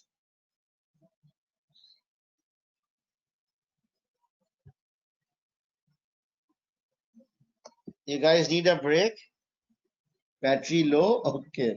Yes, I think we did over and a little bit on the break side. It's almost 2 hours. So just 10 minutes break. It's 9:20. No, 10:20. 10:30 I will resume. We have to do integrated reporting and do a question in 1 hour. We can talk on gender balance in the board. Yes, you can. But if you have already 5 or 6 stronger points, then avoid these smaller points, okay? Because gender may not be a corporate governance requirement in most of the jurisdictions up till now. All right, 10 minutes break, huh? We'll see you at 10:30 exactly with integrated reporting. Over and out.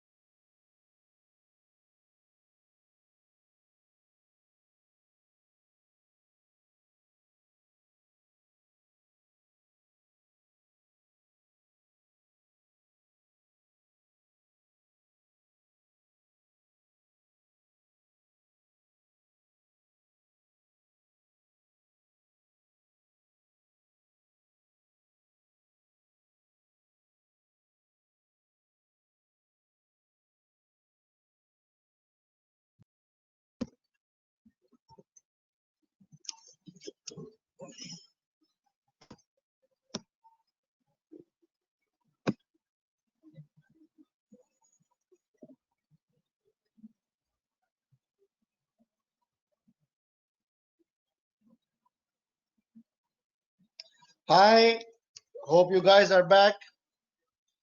Can I get 5 yes so that I know that I'm loud and clear?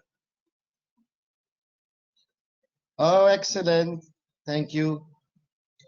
All right. Okay, okay. Awesome. Right. So, yes, this is the question which is divide by 3. Okay, 14 divide by 3. And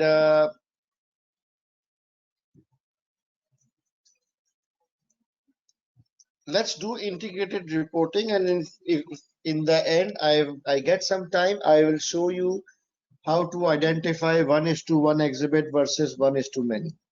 Okay. Maybe this is not a good question because the specimen questions are not good ones. Maybe we pick up a real paper and then decide. But as of now, my first target is integrated reporting.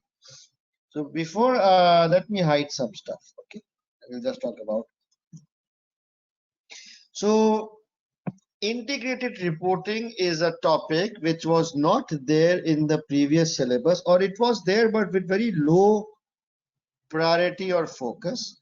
But in SBL, integrated reporting has been given a lot of emphasis. Okay, so I think it is a important topic from exam point of view.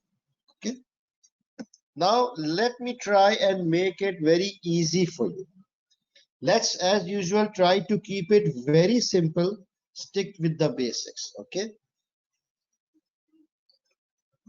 in order to understand integrated reporting, let me ask you one question.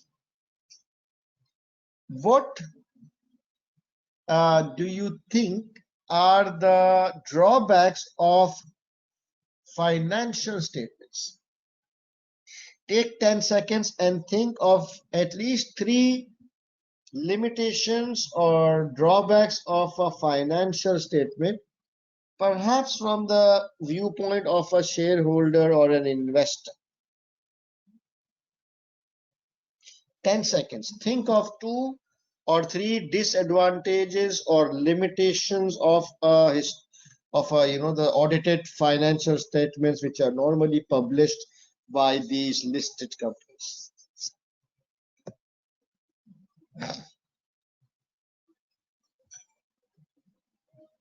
Very good.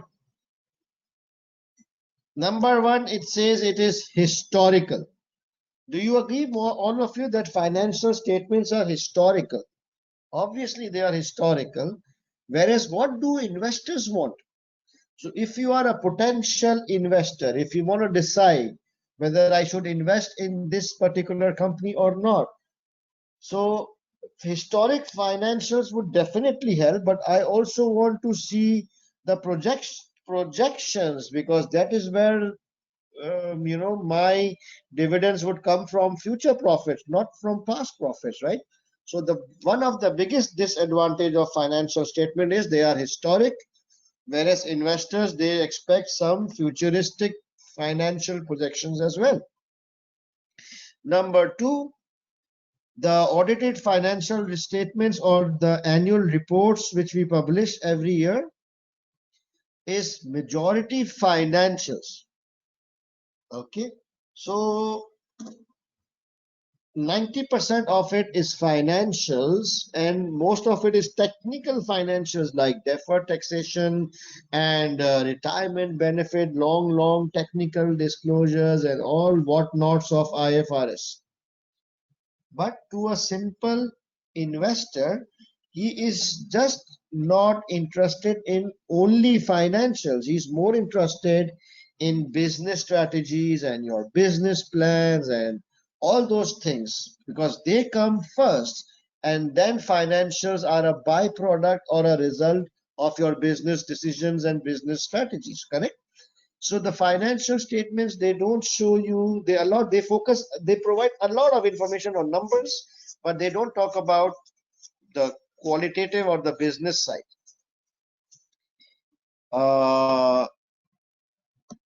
What else? They do not talk a lot about social and environmental aspects, correct? We all are familiar with the standard financial statement. There is a P&L, there's a balance sheet, there's a cash flow, statement of equity. That's it. They do not focus on social and environmental activities. Okay. And then they are mostly focused towards shareholders.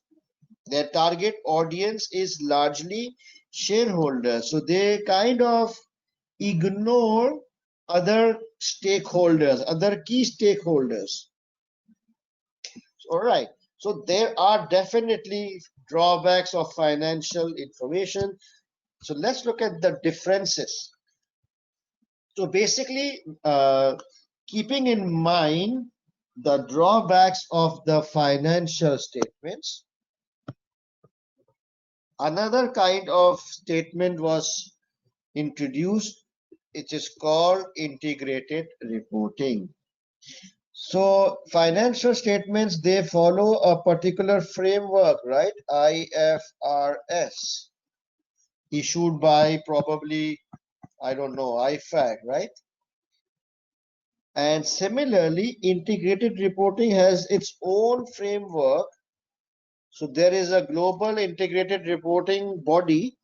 I don't remember the name or when it was set up, but IFR integrated reporting also has a proper framework, and it is also governed by a proper global association or body. Okay. So now let's compare. Financial statement focuses on financial information, whereas integrated reporting focuses on overall business performance. So financials is also a part of integrated reporting, but basic financials. They don't talk about deferred taxations and pension plans. They talk about basic profitability, basic balance sheet, but then they talk more about the business performance, business actions, business plans. Financial statements focus on historic performance, but integrated reporting, they focus more on future strategies. Financial statements focus on share capital, right? Obviously, but in integrated reporting, they focus on something called six capitals. Less emphasis on social and environmental aspects, whereas integrated reporting integrates social and environmental aspects. Short-term annual results, long-term value creation. These are basically the exact opposites of financial statement. More business focus, more futuristic, more focusing on in social and environmental aspects, more focusing on other stakeholders apart from shareholders, and more focusing on long-term wealth creation rather than annual profits or losses. Do you get a high level picture of what is an integrated report? Actually, this is why it is called an integrated report, because it integrates all the components of the business, the financials, the social, the environmental, the value creations.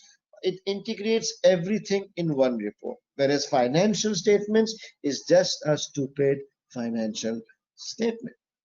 Are you guys clear on this sheet? Any questions?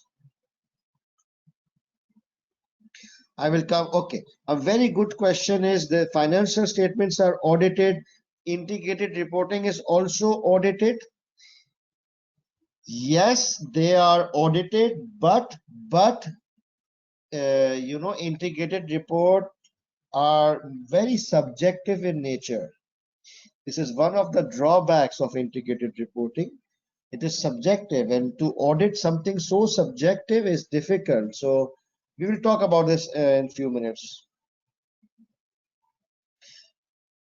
Okay, I see some relevant questions, but I'm going to answer them in the next slide. So this is just a basic introduction. So now, what is the definition of IR? Or can I say, what is the role of IR? So this is a bookish definition which you will have to remember. And integrated reporting is a concise communication demonstrating the link between four things. Okay, it it covers four things. It talks about the governance, it talks about the strategies, it talks about the financial performance, and talks about social and environmental context. It kind of links everything from governance, like mission. From mission it goes down to strategies, then from strategies it goes down to financial performance, and then after that it also covers social and environmental aspects. Plus, it shows how organization creates value in short, medium, and long term. So this is a standard bookish definition of what a integrated report is, and you will have to remember this bookish definition, because sometimes the examiner may ask what is the role of integrated reporting. It will never say define integrated reporting. It will ask it indirectly. It might say what is the role of integrated reporting, and you will have to remember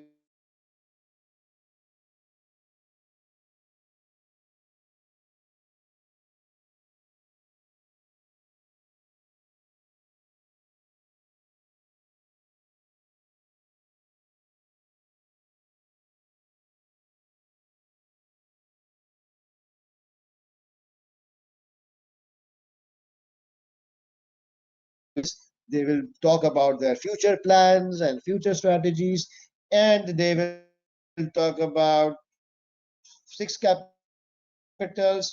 And sorry, there's one more item, financials. There will also be financial performance as part of the integrated report. Okay, so simple stuff up till now. Now the interesting bit.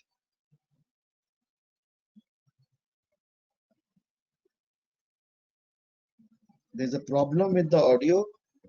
Technical team, I'm waiting. Okay.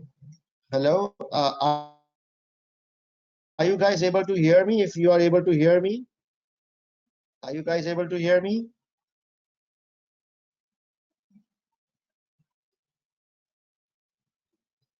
Voice is lagging. Voice is breaking. Oh my God.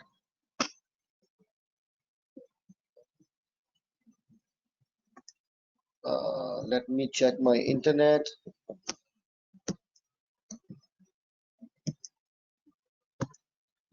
Internet looks good.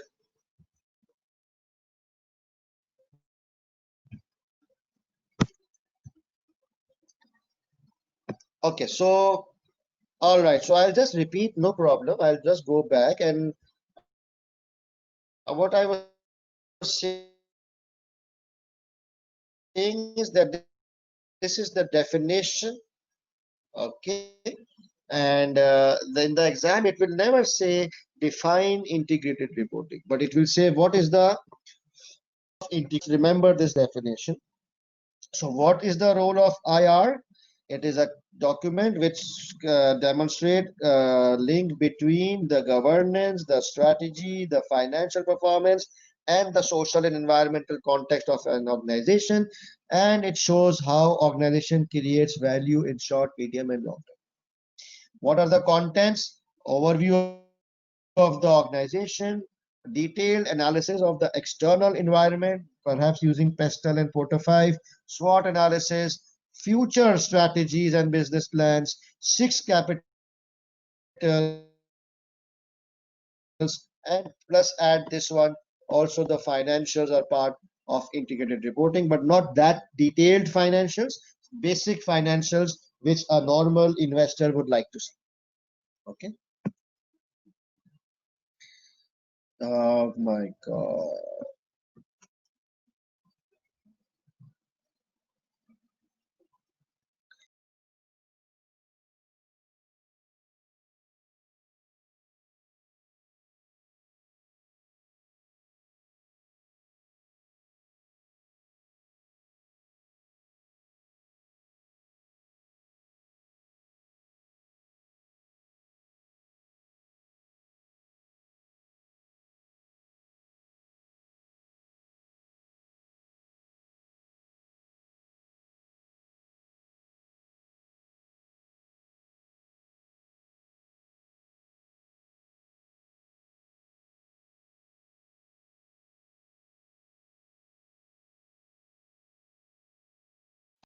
Hi guys, just wait a minute. I am calling the IT technical guy. Just give me 1 minute.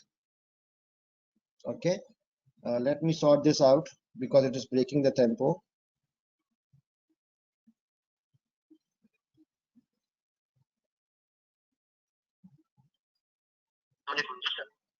Hi Ubaid. Lots of students are saying there's a voice lag.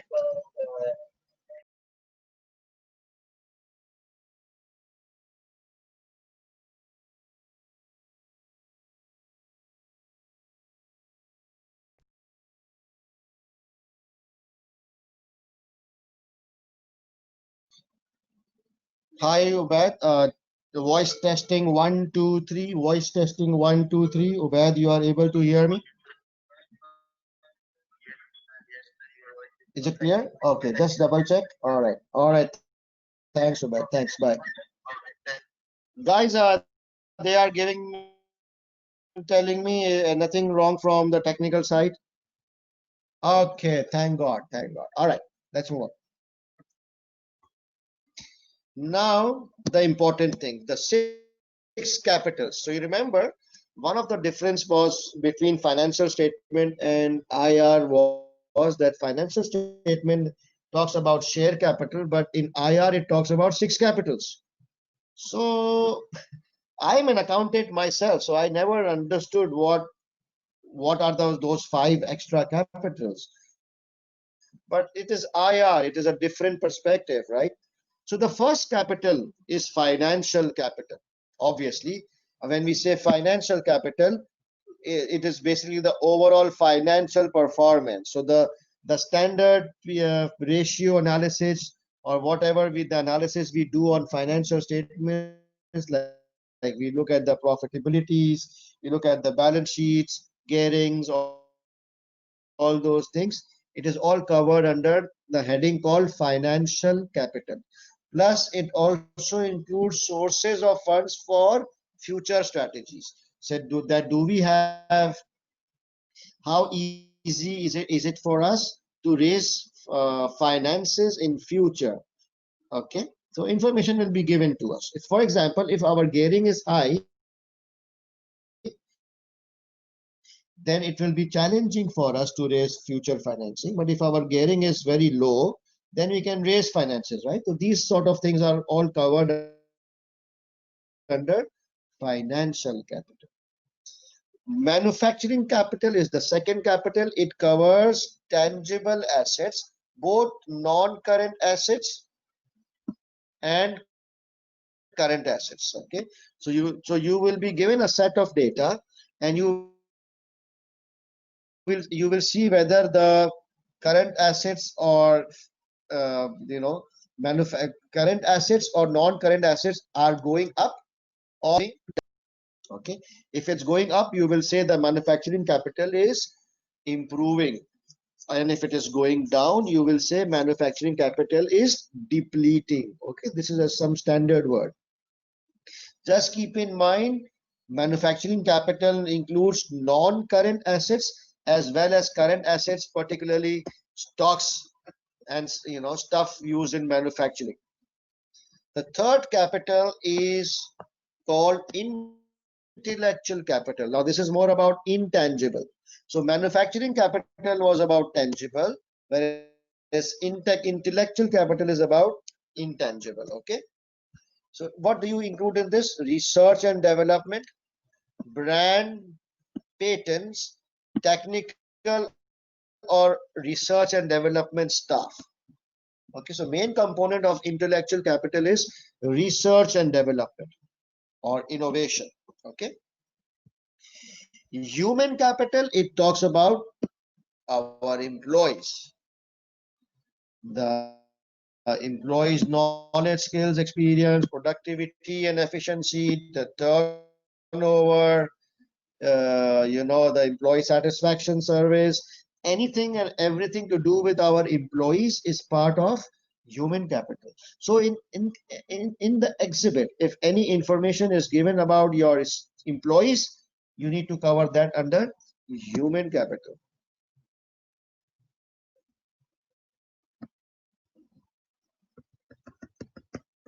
Let me look at any questions you have.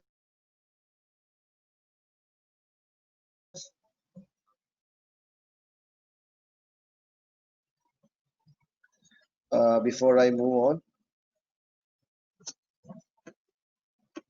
are we supposed to make a photo? No, not at all.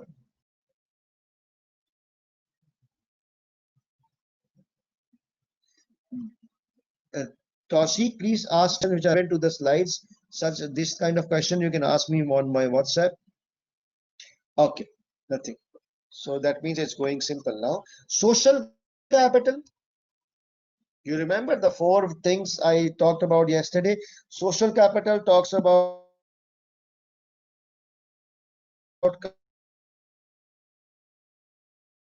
customers and suppliers and communities and government. Okay. If our relations with them is, we will say social capital is depleting.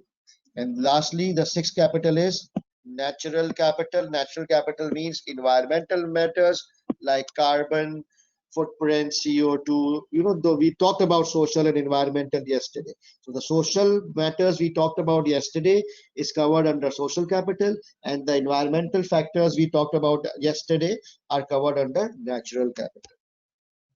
Okay, so sixth capital means financial capital, manufacturing capital, which is fixed assets plus current assets, intellectual capital, which is research and development, human capital, which is all about your employees, social capital covers your customers, suppliers, communities, government relationships, and natural capital talks about ecological or environmental factors like pollution and carbon, etc.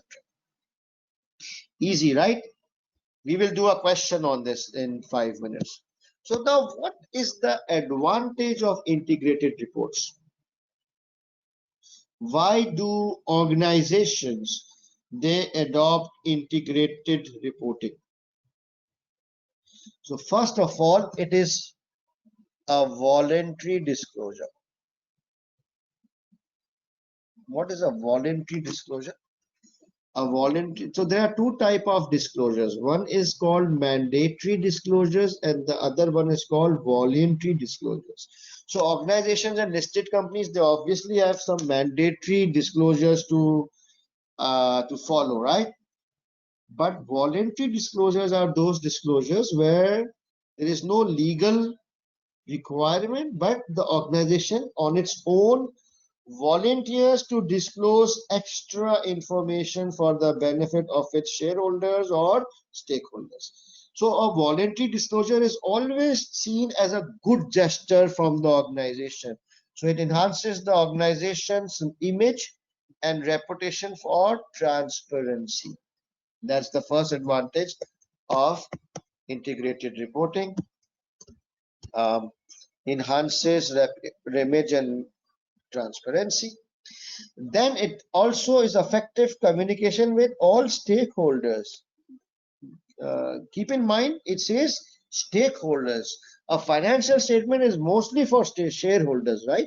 But this one tries to cover all key stakeholders, particularly the customers and social impacts and environmental things. It integrates social and environmental aspects. It focuses on six capitals, demonstrate how a organization creates value. All of this I'm picking up from here. The differences is basically the advantages, right?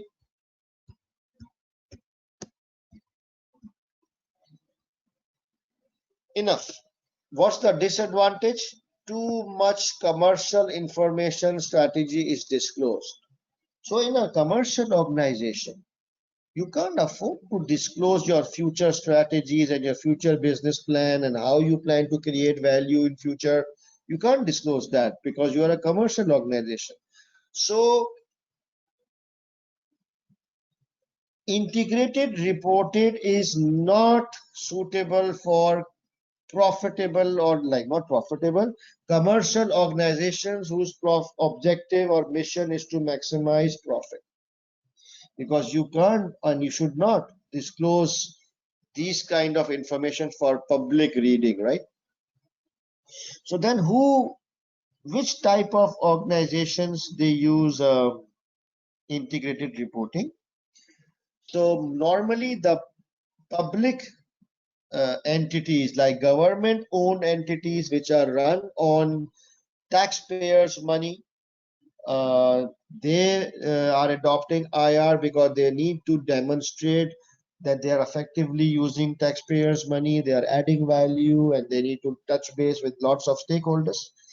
Charitable organizations, they tend to use integrated reporting because they want to, appeal to the donors that they are working properly.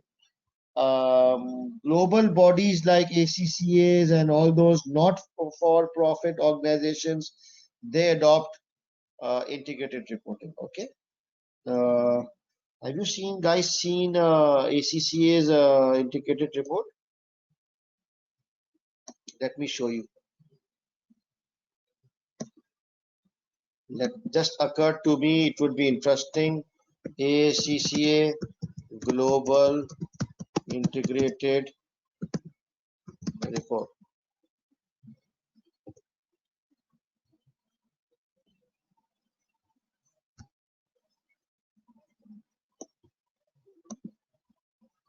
Oh, this one. Integrated Reporting 2019 ACCA Annual Report. So this is basically ACCA's Integrated Report 2019. Let's look at it.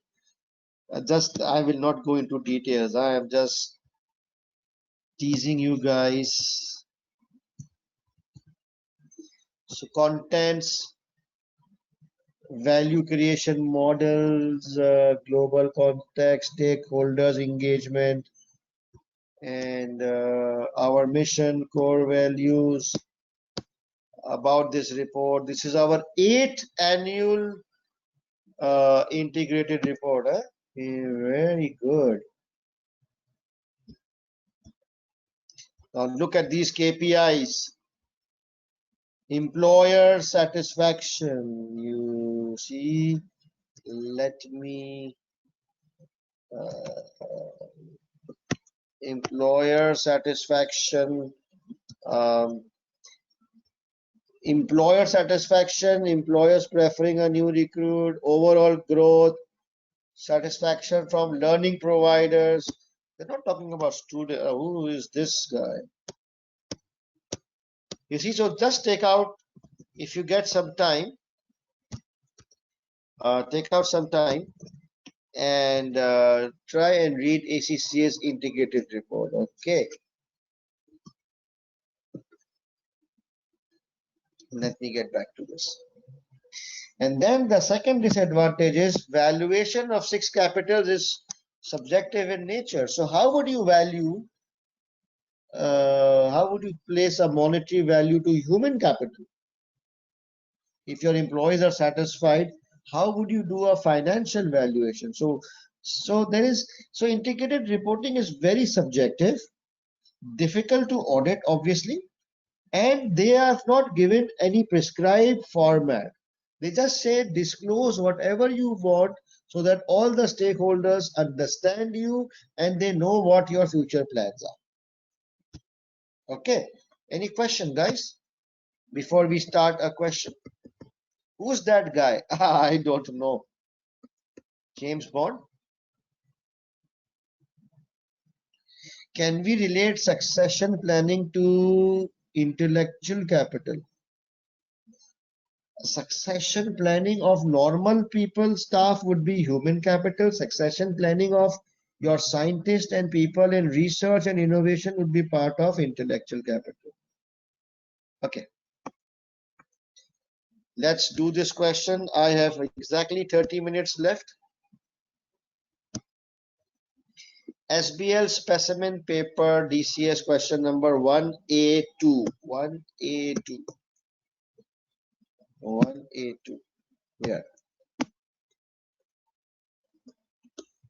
From the information you have collated, draft. This is the same question which we did for this corporate governance. Okay. Draft a section of the consultancy report for the directors, including the following. and in D2, right?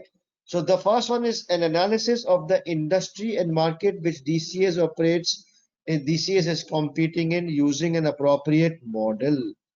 Which model will we use to analyze industry environment? Do you know? Which model is used for industry analysis? Porter 5, very good. And the second part is 15 marks is the for part 1A, A1, and A2 is evaluation of the overall performance of DCS company between 2012 and 2015 from an integrated reporting perspective. Very interesting. So he wants you to evaluate the overall performance of this company, but from an integrated reporting perspective. So when we analyze the performance based on integrated reporting perspective, always keep in mind that you then need to talk about the 6 capitals. Okay, it's 12 marks, but then there's professional skills available for evaluation skill relating to DCS company's environment and performance, which means 4 marks is for both 1 and 2. So I will split 2 marks for A1 and 2 marks for A2. So A2 will essentially be 12 marks of technical plus 2 marks from professional. So 14 marks. So for 14 marks, I need to give 7, 8 points, right? So, okay. So the first thing is draft a section of the consultancy report. So I'll just show you a section of the consultancy report. This is task 1A1, no, 2. A section of a consultancy report is very simple. You will write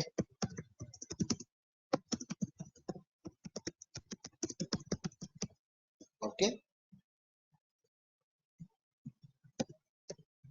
You will underline, you will center, you will paragraph heading 1, and then no need for to, from, subject, date or introduction, because this is not a report, this is a section of the report. Okay, so you just give a heading section of a consultancy report. And what do you want to call this section? I will just go to the requirements and I would give a name, evaluation of the overall performance of DCS company from an integrated perspective. So I will call this section something performance of DCS from integrated reporting perspective. That's the section. Okay, I will just do underline and I would do heading 3 or remove the underline. That's it. And now you will start answering. So there's no particular format for a section of a consultancy report. You just give a heading section of a consultancy report, give a name to that section, the name of this section, which I think should be performance of DCS from an integrated reporting perspective, and then you start drafting. Okay, I'm closing this and let me open extracts integrated reporting data. So it's a spreadsheet. Okay.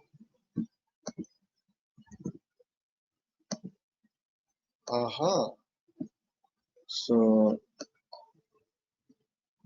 let me increase the size if you want. No, it's too big. Right. So this exhibit is given and they have asked you to evaluate the performance of DCS from an integrated reporting perspective. So the first thing is we will talk about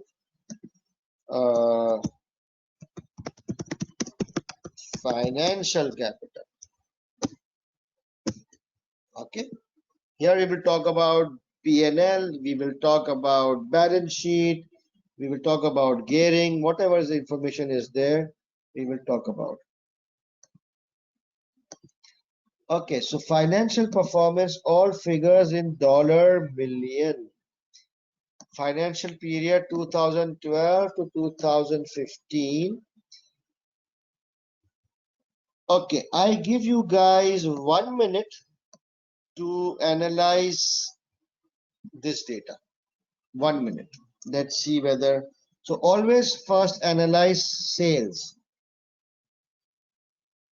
I give you 10 seconds for sales. Is it increasing or is it declining? 10 seconds for sales.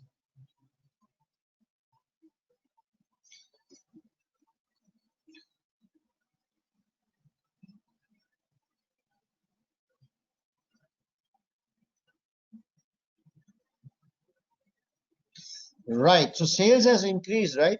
Now the interesting thing is the data provided to us is for last 4 years. Because we are short of time in the exam, I cannot or I should never calculate year-on-year increase. That will take lots of time. So can you guys tell me how much percentage sales has increased from 2012 to 2015? Can anybody calculate how much percentage is the total increase from 2012 versus 2015? So I would calculate 6.95 divided by 4.75 minus 1. 46% increase in sales, right? Do you understand that sales revenue has increased by 46% over last 4 years? Correct? Let me look at comments. 46%, yeah. No introduction para because this is a section of the report, not a proper report. So I will write now the sales revenue has increased by 46% from between 2012 to 2015.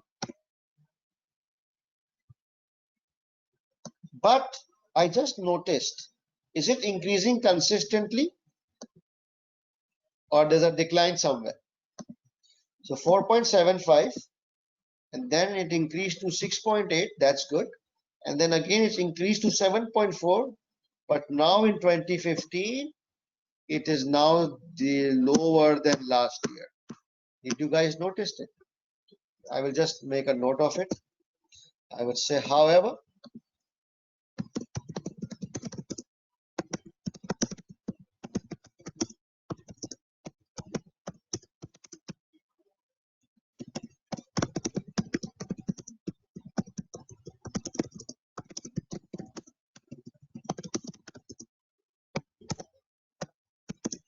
any rocket science? Is it not very simple? So I'm done with revenue. The next thing we look at is gross profit. 2.1, 2.55, 2.55, 1.98. Now the gross. So my sales have increased from 2012 to 2015. Sales have increased by 46%, but my gross profit has decreased. That means there is something wrong with my cost of sales. It is not moving in line with the margins, the standard margins. Can somebody calculate the GP margin of 2012? Can somebody let me know the GP margin of 2012?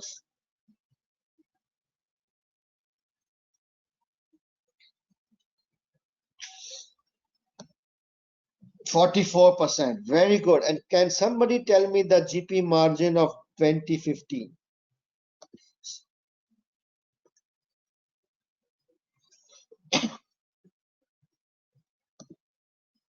28. Very good. Let's keep it simple, boys and girls.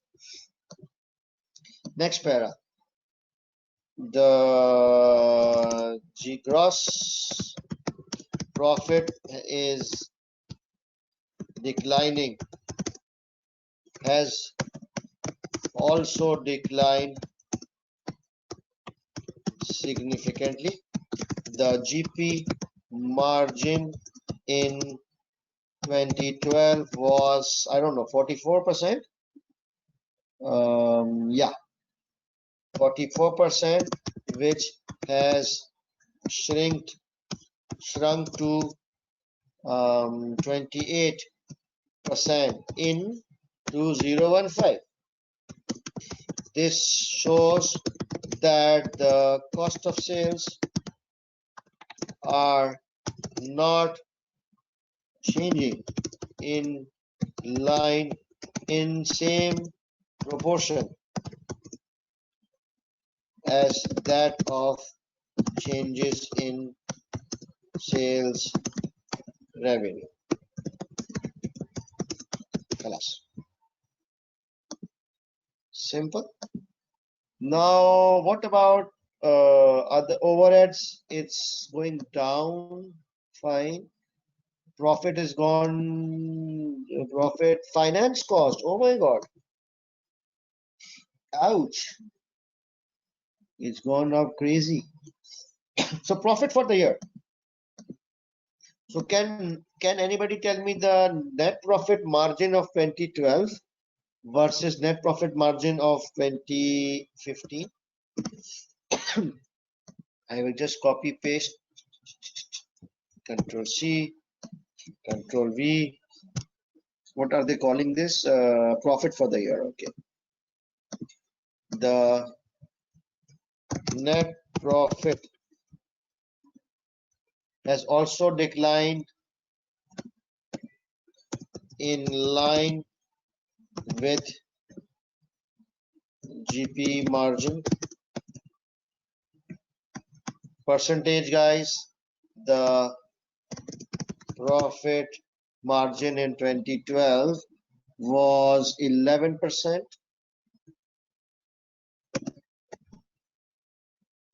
versus 2%. Oh my God. This is because of sharp decline in GP, gross profit, along with what? Increase, along with drastic increase in finance cost. Basic stuff, guys, basic stuff.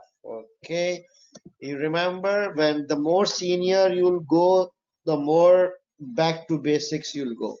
Okay, let me look at questions, if any. I don't expect any questions. Yes. What could a good question, Asad? You are saying, what could be the reason of cost of sales not consistent? Yes, we should try and find out in ideal circumstances, because we have not read the case. We will need to read other exhibits to have an idea, but I can tell you, even from this data, you can see later on that is probably due to the staff cost. They are not able to get rid of staff in the right proportion, maybe due to fixed costs. Okay, right, let's move on.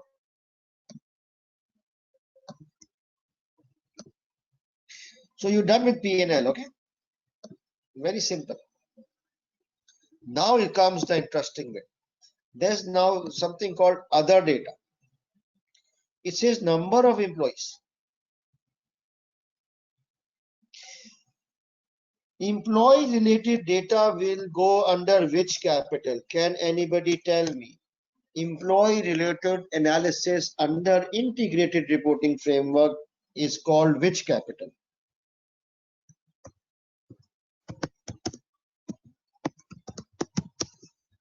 Very good, guys. Going good. Yes. So now let's analyze this data relating to number of employees. So it's 150 and 143 and 135 and 127. So the number of employees are going down, which is good in a sense that your costs might be going down, but it's difficult to analyze as a standalone thing. Okay, I don't know whether this going down is due to sales or what. Can we calculate revenue per employee, please? Can someone calculate for me revenue per employee for 2012? How do you calculate revenue per employee? 4.75 million divided by 150. So it will give you revenue per employee. Okay, while I draft, you guys calculate the revenue per employee. It is called staff productivity.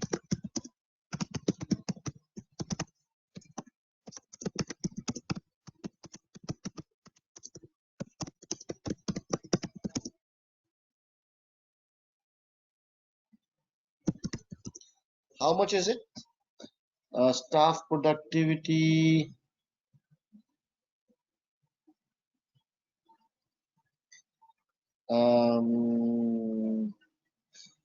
Can I say sales? It's not staff productivity. It is called, yeah, it is called sales revenue per staff, or even staff productivity has increased from $31,000, 31.6 thousand to $54.7 thousand in 2015. This shows that lesser employees are able to generate more sales revenue. That's it. Okay. Do I have any questions on this? Staff productivity. Very good. 54 point. This is what I wrote. 54.7. Yeah. So what's the other data on staff? It tells me about staff turnover. 4, 5, 7, 10. Oh my God. Is this good or bad?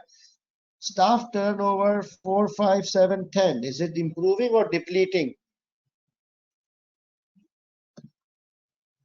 Very good. So I'm not typing now because I'm short of time. So we will say here another paragraph. We will say, or you can remove this heading. We will say then, however means a negative point. Staff turnover has increased from dash to dash. So overall, so this is not in this sense from staff turnover sense, the human capital is depleting. That's it.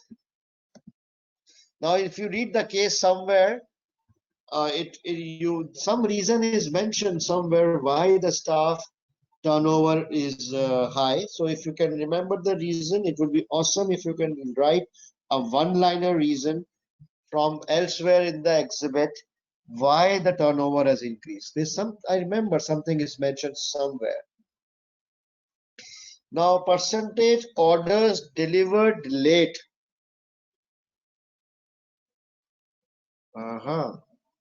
Percentage orders delivered late. Which capital?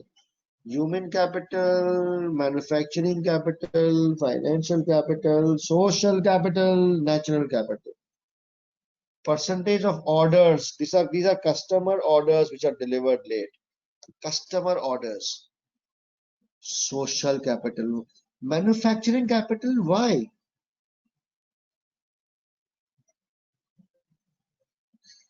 Those of you saying manufacturing capital, can you just give me a logic?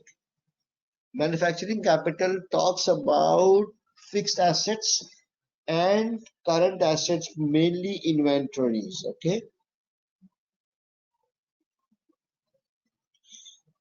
If you are delivering late, you are using your customer satisfaction survey, or you are using your relationship with customers. So anything to affecting your customers should go under social capital. So you will say that Customers forward contract, no. Percentage orders deliver rate has doubled in the last 5 years, which means that social capital is depleting. Okay. Someone asked, staff productivity is increasing, right? Is it good or bad? I repeat, staff productivity has increased from 33,000 to 54,000 or something like that. Is that supposed to be good or bad? It's supposed to be good because average revenue per staff has increased. So that means the staff are working more harder. So you are now selling more with less number of people. Okay. Now, employee satisfaction survey.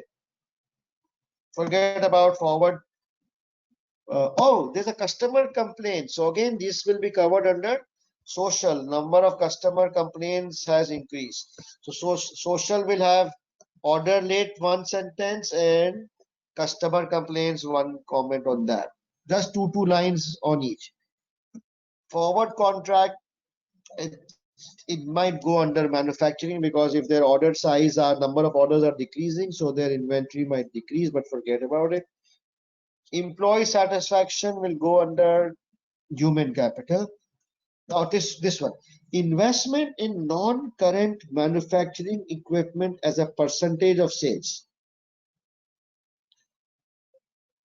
It's decreasing. So previously they used to invest 10% of sales into their non-current assets.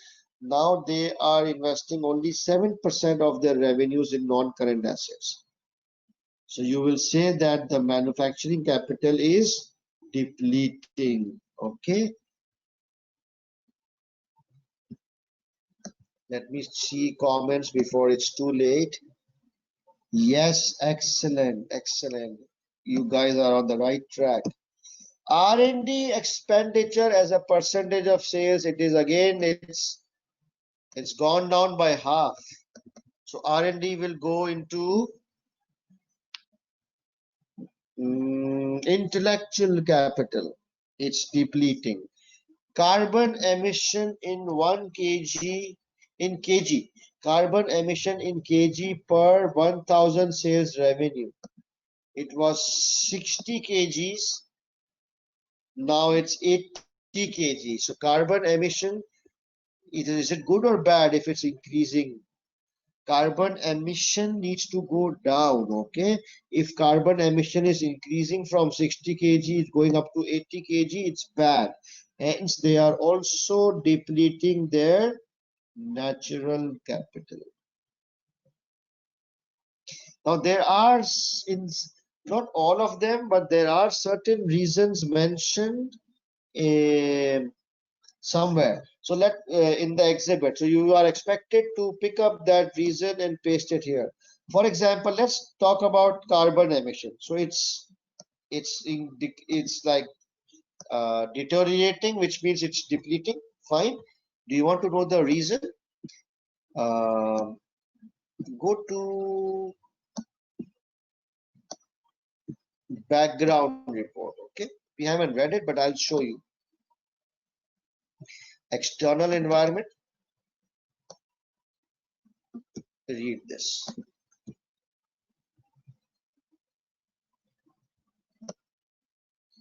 In fact, just read this one. Although DCS can approximately estimate its total carbon footprint from manufacturer and supply, it has not yet developed formal systems and processes to manage its carbon footprint throughout the value chain. So you just copy this and you go to your Word document, and where you will be saying that carbon emission is depleting, there you will say it is depleting mainly because DCS has not yet developed formal systems and processes to manage its carbon footprint throughout its value chain. You will get 200 marks out of 100. Right. So were we able, how many points we were supposed to give? 7, I think, right? So we were able to give quite a few, like 3 points in finance, and then one human, one social, one natural, one manufacturing. And what was the professional marks about? Evaluation. Evaluation means we need to talk about both pros and cons, which means that did we cover some good points as well as some negative points? Or all of our points was negative? I think there was one good point. There was something good about staff productivity was improving, right? Yeah. So I think revenue was good. No, revenue was also declining last year, but productivity was definitely. So we did cover some good points as well. So done.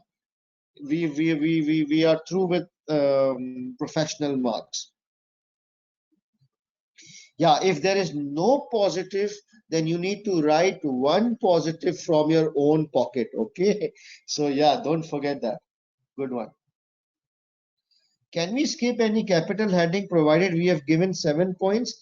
Yes, you can. Ideally, you should not, because the question says, evaluate using integrated reporting perspective. So if you're not able to find anything, so supposing if you give 7 points under financial capital and you do not talk about all the other capital, you think the examiner is stupid? Huh? Can you please explain skepticism in weakness? Simple. When you identify a weakness, when you say you are not doing this, you are not doing this, you are not, this is not correct, it is automatically you will get skepticism marks. Okay, so skepticism is easy to score if it comes in a weakness question. But if it comes in some other question, like you need to challenge some other person, then you need to focus and do a negative drafting. Yeah, you are right. All right. So guys, I hope that I was able to explain a difficult topic, which is integrated reporting, in a very simple layman approach. I hope you guys were able to understand, and nothing more than this is required. So there could be two possible types of questions on integrated reporting. Number one question could be that analyze the performance like we just did. Then that means you straightforward, you analyze the 6 capitals, data will be given. Another possible question on integrated reporting will say, what is the role and value of integrated reporting? So that is more theoretical. You will just say the role of integrated reporting is to demonstrate the link between da da da da da. You will have to remember the definition.